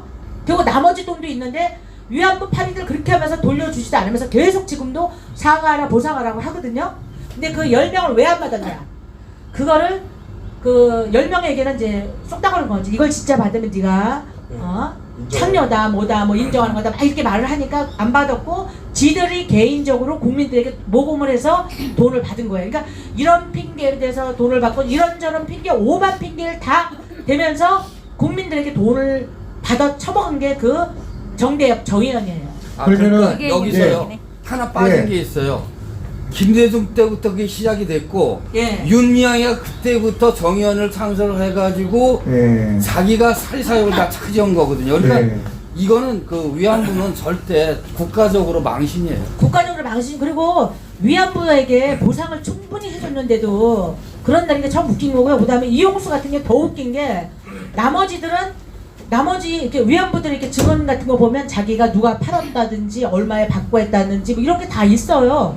증거가 다 있는 거고요. 이거는 또 누구 뭐 김명월 소장님이나 유영원 교수님이나 이런 분들이 그냥 개인적으로 만들어낸 게 아니고요. 그분들의 증언에 다 있는 거고요. 영화부 증언에 다 있는 거고요. 윤미향의 30년의 뭐 수요 집회 뭐 이런 거에 다 있는 자료예요. 그래서 그분이 이 김명월 소장님이나 이런 사람들을 고소를 못해요. 그러면은 우리나라 지금 베트남전에 우리나라도 성범죄 많이 저질렀거든요. 그랬죠. 예. 그거 베트남 그렇잖아요. 정부한테 우리나라 사죄하고 보상했나요? 안 했죠. 그러니까 저도 이 부분을 좀 언급을 하고 그러니까 싶은 이게 게 지금 너무 웃긴 거예요. 내로남불이죠. 그렇게 되면은. 그러니까 이 좌파의 논리가 항상 웃긴 게 네. 이렇게 성매매 이 기독교인들은 성매매에 대해서 반대하는 입장이잖아요. 근데 막 그러면은 좌파에서는 성매매 여성 비하하는 거냐, 성매매 뭐 창녀라고 비하하는 거냐 막 이래요. 근데 이용수 할머니 성매매 여성이었다 그러면 이용수 할머니 모욕하는 거냐 막 이래요. 그럼 뭐야? 좀 자기네들이 그 성매매 여성이라는 걸 아주 낮게 보면서 또 그러니까 이 논리가 안 맞는 것처럼 우리가 더 문제가 이런 말도 안 되는 논리가 또 뭐가 있냐면요. 일본에 대해서 위안부 문제를 거론할 때 한국 사람들 인식 속에 어떠한 저변에 깔려있는 뭐가 있냐면 우리는 되게 성적으로 깨끗하고 일본은 뭔가 성적으로 타락한 국가. 그래서 뭐 막 진짜 막 이런 뭐 거기는 이제 합법적으로 막 이런 성인물을 만들잖아요. 그러니까 막 그런 식으로 아주 저급한 국가라고 막 하거든요. 근데 우리 정치인들 지금 성범죄 저지른 거 파렴치한 거 드러나 아니 부끄러워서 위안부 얘기를 외국에 꺼내고 수 있을까요? 아니 지금 시장이 지금 그걸로 인해서 지금 물러난 사람이 몇 명이고 그 시장뿐만 아니라 그 밑에 뭐 진짜 보기도 민망할 정도의 사건들은 계속 나오고 그리고 또 가장 네. 중요한 거는 말씀 끊어서 네. 죄송한데 네. 우리나라가 먼저 베트남에서 저질렀던 그렇죠. 범죄에 대해서 사죄를 하고 네, 보상을 네, 네. 충분히 한 다음에 네. 그 다음에 우리가 일본한테 얘기도 국제적인 맞습니다. 사이에서 우리가 인정받거나 이렇게 하는데 네. 우리나라는 다른 나라가 가지고 실컷 범죄를 저지르고 하고 사죄도 없는데 네. 일본에 대해서만 계속 얘기하는 국제적인 예. 거기에 대해서 우리나라가 전체적으로 이용하고 있어요. 말 자체가 통하지도 않는다는 아마 거예요. 미국은 베트남 전쟁 때 전쟁 범죄 저지른 거에 대해서 아마 보상을 다 했을 미국은요 네. 깨끗해요. 미국은 자기네들이 범죄 저지른 거에 대해서 다 충분한 대가를 다 지불하고요. 네. 보상을 다 해요. 네. 그리고 우리나라도 인디언들 해야죠. 서부시대 때 인디언들 죽인 거에 대해서 속죄하는 그렇죠. 마음으로 인디언들 피 4분의 1만 섞여도요. 거기에 대해서 모든 애들 있으면은 장학금 전액 장학금 제도하고 담배 사업권을 다 줘요. 그다음에 뭐죠? 갬블링 하는 거 있죠? 카지노 사업권까지 다 줘서 거기에 대한 사죄권을 다 해요. 미국은 모든 거에 대한 지불을 다 하고 그러니까 우리나라 같은 경우는 우리나라 저지른 거에 대해서 우리 사죄하는 마음도 전혀 같지도 않고 다른 민족을 우리가 핍박한 거에 대해서 그거에 대해서 사죄하는 마음도 없으면서 이렇게 하는 것 자체가 저기 여기 좀 약간 나이가 많으신 우리 저기 이묘한 목사님이나 아니면은 저기 어머님께서는 경험이 많으시죠. 이렇게 경험이 열렬이 많으신 70년대, 60년대 이때는 60년대, 70년대 이때는 위안부 문제가 이렇게 지금처럼 그때는 어땠어요? 그때는 위안부 문제에 대해서 어떻게 생각했습니까? 정확한 기억은 없는데요. 네. 별로 언급 그렇게 인식이 된 것 같아요. 아 그래요. 드라마 아까 말씀하신 것처럼 드라마 영화 시작하면서 얘기가 된 게 김대중 정부 때 시작했어요. 제가 또 하나 그래요? 할게요. 사람들이 대부분 또 이런 생각을 많이 하고 있더라고요. 13살 되면 일본군이 끌고 가서 일찍 시집을 갔다라고 얘기를 하시는데요. 그거 잘못된 거예요. 그 13살은 중공군이 공료를 착출해 갈 때 13살부터 18살까지 금원령을 내렸다 그러잖아요. 그거는 국가에서 조선에서 법으로 정한 거예요. 근데 그거를 왜 이래? 일본에서 그거를 해제시킨 게 일본이에요. 그런데 우리 많은 국민들은 13살 되면은 넘으면은 일본인군이 끌려가서 13살 전에 결혼을 시켰다 이렇게 말하거든요. 이것도 잘못된 거예요. 제가 지금 얘기 말씀하신 거 들은 게 옛날에 저희네가 조혼이었잖아요. 굉장히 빨리 결혼했잖아요. 그게 중국에서 공료로 끌려가기 전에 결혼을 시키기 위해서 예, 그거예요. 나이대를 굉장히 낮게 해가지고 13살 신부가 나오고 해가지고 그 노래도 옛날에 많이 예, 나왔잖아요. 맞아요. 그거였어요. 예, 옛날에 그렇게 들었던 것 같아요. 예, 그게 일본 때는 생긴 건 아니고. 일본 때문에 그런 게 아니에요. 일본 때는 왜래? 예. 일본 우리나라한테 그 계약 이게 조건에 그걸 해제하는 게 있었어요. 왜래 일본은 그걸 해제를 했는데 거꾸로 사람들은 13살 되면은 일본이 끌고 간다고 생각한 거예요. 이거 잘못된 거고요. 예, 맞습니다. 그다음에 우리 조선시대 때는 굉장히 못 살았잖아요. 굉장히 못 살아서 우리 평균 나이가 27세였어요. 임금이 43세고요. 그런데 왜래 일제 때는 나이가 훨씬 더 높았고요. 인구도 일제 때가 우리가 인구가 훨씬 더 많았어요. 거기에 첨가해서 예, 훨씬 더 많았고요. 노비 제도를 갖다가 그렇죠. 네네. 예, 시킨 게 일본은. 그리고 그래서 그래서 토지를 예. 개량을 해가지고 네. 환수해가지고 전부 다 논하죠. 그럼 이제 저는 제가 꼭 하고 싶었던 말이 이거예요. 일본은 미국을 건드려서 미국에서 핵을 던졌잖아요. 네. 그러면 지들이 잘못한 걸 떠나서 핵을 던져서 지금 3대 4대가 핵으로서 뭐 비참한 생활을 하고 있잖아요. 그죠? 근데 그런 생활을 하고 있어도 미국과 국익을 위해서 미국과 동맹국이에요.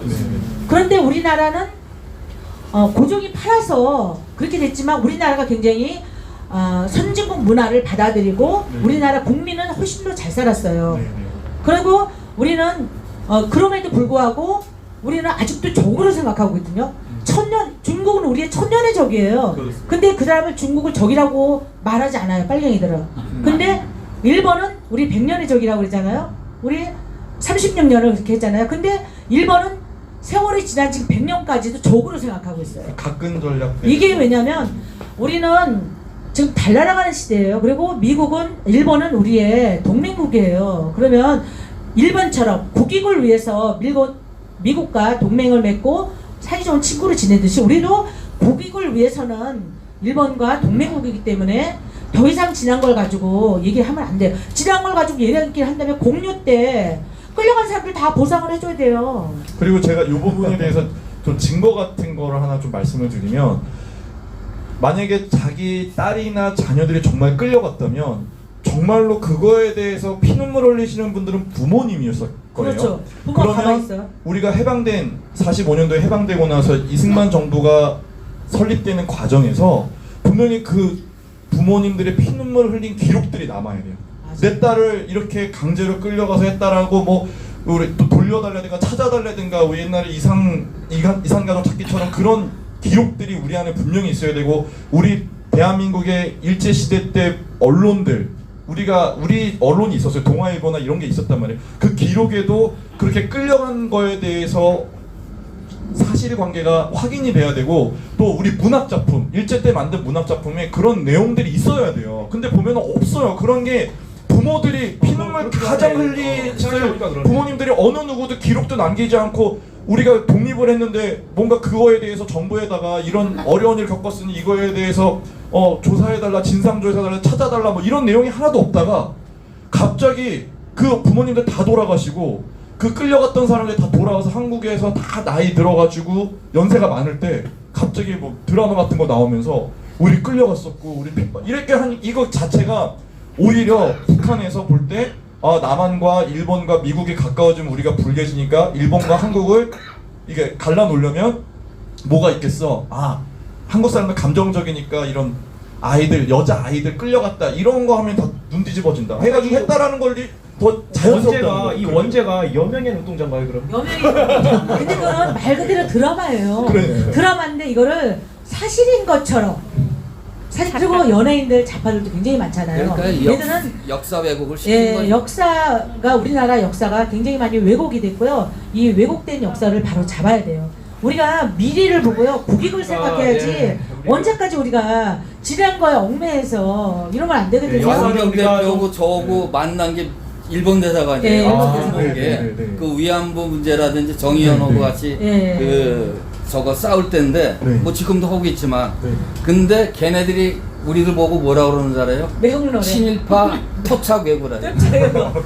그들은 토착 빨갱이잖아요. 그러니까. 우리가 역사를 좀 정직하게 볼 필요가 있습니다. 역사를 정말 바로 알아야 이게 되고. 역사 바로 세우기를 해야지. 지금 운동을 하고 있어요. 지금 근데 사실 근데 많은 우파 중에서도 이거에 대해서 이렇게 생각하시는 분들은 많지 않을 거예요. 그럼요. 네. 어제도 그렇잖아도 어른분이 그런 얘기를 하시는 거예요. 위안부는 아니 그러니까 저는 이게 너무 이게 이쪽으로 확 가버리시니까 너무 이게 위안부는 다 자기가 원해서 성매매하러 간 여성들이야. 이런 그 사람들 가서 돈 많이 벌었어 이렇게 다 말씀해 버리시니까 아니 그래도 소수로 그래도 끌려간 사람이 있지 않을까 그런 생각한다. 이거 그러니까 이렇게 국민 대부분 그런 말 해요. 이제 많이 말씀하시는 게 정신대하고 위안부를 혼동을 하시고요. 그 다음에 그래도 끌려간 사람은 있을 거다. 아니, 그러니까 이렇게 국민 생각하시면 돼요. 근데 위안부 우리나라 위안부 등록이 된 240명 위안부 중에는 그 중에는 저기 끌려간 사람은 단 한 사람도 없다. 저 243명인가요? 240명이 돼요. 아 우리나라에서 위안부로 가신 분이 240명. 아니 그게 그게 안 끌려간 게 아니라 240명은 등록이 된 사람. 정의원이 출범하면서 등록이 돼서 정부의 지원을 받은 사람들, 지금도 지원을 받고 있는 사람들. 이제 돌아가시면 이제 끝나는 건데 살아계실 때 지원을 받은 사람, 등록이 된 사람들, 이 사람들이 이거 어떻게 해결해야 돼 이거를. 근데 저도 처음에 그랬다니까 끌려도 끌려간 사람은 있겠지 어떻게 한 사람도 없을까 막 이랬는데 단 한 명도 없다고 딱 잘라서 하시는데 저도 처음에는 너무 이상했어요. 너무 이상하고 막 그래요? 예, 저 처음에 너무 이상했어요. 제가 한 달까지는 정말 이상했어요. 그러니까 이게 사실 뭐랑 근데 비교하면 되냐면 우리가 늘 익숙해지고 태어날 때부터 어떤 뭐 이렇게 여호와의 증인 같은 곳에서 태어난 아이들이 어렸을 때부터 우리 종교가 진짜고 저기 보이는 저분이 하나님이고 이런 거를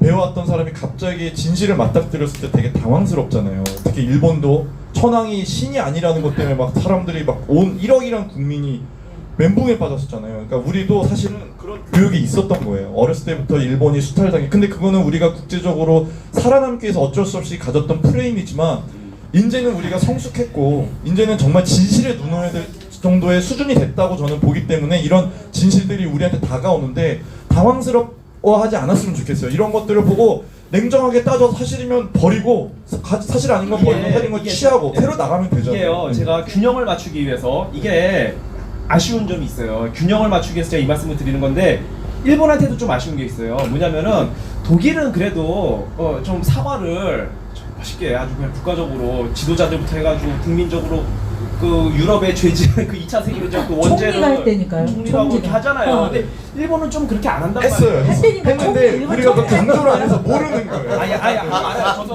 무슨 총리가 한 거 아는데 어떤 뉘앙스인지는 국민들이 알아요. 기억을 못하는 거예요. 아는데 어떤 의미인지는 알 것 같아요. 독일처럼 그렇게 이렇게 좀 멋있게는 좀 국가적으로는 안 한 측면이 있다. 왜냐면은 그 일본이 사실 우리나라의 죄 지은 것보다 중국의 죄를 많이 지었어요. 중국의 뭐 난징 대학살 보면 아주 그냥 사람 죽인 게 아주 그냥 이거 뭐 짐승보다 못해요. 사람을 100명을 여기 쭈르륵 이렇게 세워놓고 갈갈보 해가지고 야 너가 이겼냐? 내가 자를게 이러면서 그냥 게임하면서 사람 목을 잘랐어요. 아마 수십만 명을 그냥 아예 그러니까 죽이고 싶은 대로 죽인 거예요. 그냥 짐승처럼 강간하고 싶은 대로 강간하고. 그러니까 이제 그런 죄를 지었는데 일본이 근데 그러니까 우리나라보다 사실 중국에 죄를 많이 지었습니다. 사실 보면은 근데 그러니까 그런 거에 대해서 일본이 좀 전 그 이유를 알아요. 왜 일본이 그렇게 멋지게 사과를 못했냐면 한국이 멋지게 사과 요구를 못했어요. 한국이 유럽, 프랑스나 이런 나치 독일에게 당했던 그럼 오히려 이거를 정치적으로 이용해서 하다 보니까 일본도 그 프레임에 빠진 거 이거를 사과를 하면은 저쪽에서 더 치고 들어오는 거 아니까 사과하고 싶어도 못하게 만든 게 이런 정치적으로 이용했기 때문에 다른 나라에 그러니까 아시아에 지은 그런 범죄에 대해서 우리나라만 얘기하는 게 아니라 아시아 전체적으로 지은 범죄에 대해서 전쟁 범죄에 대해서 일본이 좀 멋있게 사과하지 못한 측면이 있다. 그러다 보니까 일본이 많이 다른 나라들에 대해서 멋있게 사과를 하고 우리나라 위안부 문제는 사실 야 너네가 사실 성매매 하려고 너네가 돈 벌려고 간 거잖아 자원에서 이렇게 얘기하면 일본의 말이 이게 먹히잖아요. 예? 진정성이 있잖아요. 근데 일본이 다른 데서도 좀 이렇게 멋지게 사과하는 부분이 좀 부족하고 그리고 이제 위안부는 이제 또 자기네들이 자기네들이 또 억울한 게 일본 측에서는 또 억울한 게 있으니까 그걸 주장하면 우리나라가 이 받아들이기가 힘든 측면이 있든 뭐 이런 게 좀. 근데 저는 이 부분에 대해서 이 우리나라 사람들이 일본에 대해서 가지고 있는 이미지를 좀 깨야 될 필요가 있다고 생각하는 게요. 혹시 여러분 전 세계 모든 국민들한테 전 세계에 있는 모든 나라 중에서 가장 정직한 나라가 어디입니까? 라고 물어보면은 일본이라고 다 대답해요. 전 세계에 있는 모든 사람들이 일본인의 정직성 90% 이상이라고 이렇게 대답을 해요. 근데 한국 사람은 5, 60이 안 돼요. 한국은 OECD 국가 중에서 사기 범죄율이 가장 높은 나라입니다. 정말로 이게 거짓말에 대해서는 한국 사람을 따라갈 나라가 없다고 할 정도로 거짓말에 능하고 말을 이렇게 자기한테 유리하게 바꾸는 데 능해. 워낙 이 IQ가 높기 때문에 이렇게 말을 하면 나한테 유리하면 그걸 알아요. 그 길을 따라서 이렇게 설명하다 보면 반 거짓말, 반 사기꾼이 되는 경우가 진짜 많아요. 시장 가보시면 알잖아요. 이거 제가 진짜 우스갯소리로 강원도 가서 아줌마 이거 얼마요? 그러면 1,000원이더래요. 그러다가 아줌마 이거 얼마래요? 그러면 500원이에요. 막 이래요 진짜. 말투만 바뀌면 갑자기 가격이 바뀌어. 이게 한국 사람들의 장점이자 단점인데 이런 이미지를 가지고 한번 보자는 거예요. 자, 우리는 볼 때 일본이 뭔가 사과도 제대로 안 했을 것 같고 뭔가 정말 국제적으로 용납될 수 없는 조금 비정상적인 행동을 하고 있는 것처럼 우리는 느끼잖아요. 그래서 분노하게 되잖아요. 근데 외국인들이 볼 때 일본인은 정직하다라는 이미지를 가장 앞세우거든요. 일본인은 정직해. 그러면 일본인들이 왜 우리한테 그렇게 정직하게 안 다가왔을까? 제가 볼 때는 우리 안에 누가 사기꾼이 있었던 거예요. 일본의 정직을 정직하다고 하면 불리한 어떤 사람이 일본에 정직하지 않은 나머지 한 10% 이걸 이용해서 과대하게 우리한테 이미지를 심어줘서 우리는 일본인은 뭔가 얍삽하고 근데 저는 이런 결론적으로 이미지가 있는 게 아니라 우리가 좀 포용을 해줘야 된다고 생각을 해요. 왜냐면은 네. 일본에는 기독교인들이 많지 않아요. 근데 우리나라는 그래도 기독교 그렇죠. 인구가 4분의 1 정도 그래도 기독교인이기 때문에 우리가 좀 포용을 해주는 게 우리가 일본을 좀 그렇죠. 용서하고 네. 포용을 해주는 게 그렇게 풀어가는 수밖에 없지 이제 않나. 그 시대도 우리가 알아야 되고요. 조선 말에 우리가 굉장히 가난했잖아요. 근데 제가 이제 다음에 기회 되면 그거 한번 말씀드리고 싶은데요. 고종은 못 사는 나라를 망하게 하고 문재인은 정말 잘 살되는 우리 나라를 망해 처먹은 거고 고종은 일본 돈을 빼먹었어요. 왜냐면 그걸 팔아는 조건에서 일본 국왕이 한 달에 1,000만 원을 받으면은 우리 고종은 1억 5천 15배 그러니까 얼마야? 그러면 1,000만 원이면 15배를 받는 돈을 매달 받았어요. 고종은 매달 그 조건에 한 거거든요.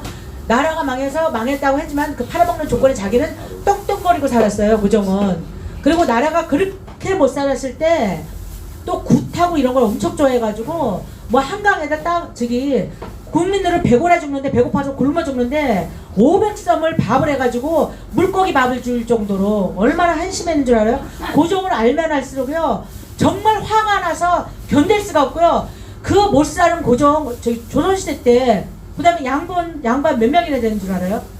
우리나라에 30%밖에 안 돼. 나머지는 다 상놈이고 일반 지질이 못 사는 사람들이었어요. 근데 일본이 되면서 왜래 우리나라 사람들은 훨씬 더 잘 살았어요. 그래서 인구도 더 늘어난 거였고요. 그때 한번 우리가 조선에서 이게 안 망했다면 우리도 지금도 양반 손로 아마 저도 어떻게 됐을지 모르겠어요. 사실은 일제치하로 들어가면서 우리나라 우리나라가 더 국민들은 잘 살게 됐죠. 국민은 잘 살게 됐어요. 해방이 된 측면이 있어요. 네. 계급에서 해방이 된 제가 한마디 측면이 있어요. 하겠습니다. 몰매 맛을 생각하고 무슨 생각하냐면 지금 일본 문제를 접근하는 거나 문재인 접근하는 거나 똑같다고 지금 생각해요. 왜 그러냐면 아까 고종이 팔아먹었다고 그랬잖아요. 예. 그런 것처럼 그 나라가 망하게 된 것을 그 국제정치학적으로 약육강식 원리가 적용되는데 냉정한 그렇게 되는데 왜 우리가 강하지 않아가지고 제대로 나라를 지키지 못하는 거를 왜 일본한테 그렇죠. 다 얘기를 하고 있느냐는 거예요. 그건 비겁한 거다. 우리가 우리가 국력을 키우고 그때 뭐 거길 운동을 그렇게 하지 않았습니까? 그런 식으로 접근해야 되는 거고. 맞습니다. 지금 현재 문재인 부분에도 결국은 이 우파가 권력을 대통령 자리에 있는 상황인데 결국은 좌표달 때 내줬다 이거야. 내줬는데 우리는 무슨 선이고 무는 악인 것처럼 그쪽에 돌파매질하고 하는 이런 접근. 이 접근을 근본적으로 우리가 깨달아야만 맞습니다. 이 문제를 풀어나갈 수 있지 않을까. 너무 공감하는 게 저도 마지막으로 이 부분에 대해서 제가 하고 싶은 얘기는 우리가 더 이상 일본이 얼마나 나쁜 놈이었는지 집중할 필요가 없이 도대체 우리는 왜 나라를 뺏겼을까? 우리 조선은 왜 망했을까? 우리 조상들은 뭘 실수를 했을까? 일본은 뭘 잘했기에 저렇게 미국과 한판 붙을 정도의 강국이 됐을까? 이제는 이 관점으로 봐야지 언제까지 그 약간 좀 자격지심처럼 일본에 대한 어떤 자존심 때문에 일본은 나쁜 놈, 일본이 수탈했어, 일본이 이상한 일을 했어 이런 관점은 도움이 안 되는 것 같다는 생각이 아웃사이드의 들었어요. 사고를 가지고는 네. 역사의 주인공이 될 수가 없죠. 예, 영식 의원님 어떻게 시간적으로 봤을 때 어떠신 것 같습니까? 어떻게 마셔야 될 것 같은데 예. 지금 2시간 넘었나요? 지금 시작하신 게? 예. 2시간이 넘어서 오늘 여기까지만 하고 내일 마쳐야 될 것 같습니다. 시간상. 그래서 영식 의원님 마무리 멘트 좀 해주시고. 오늘 2시간 넘게 고생 많으셨습니다. 예. 이제 감사하고요. 하여튼 우리 보수 우파 안에서도 의견이 다양해요. 예, 다양하지만 우리가 다 주님을 사랑하고 또 나라를 사랑하는 마음은 다 같은 줄 압니다. 네. 예, 그러면 오늘 자유시민 포럼 마치도록 하겠습니다. 감사합니다. 감사합니다. 수고하셨습니다. 고맙습니다.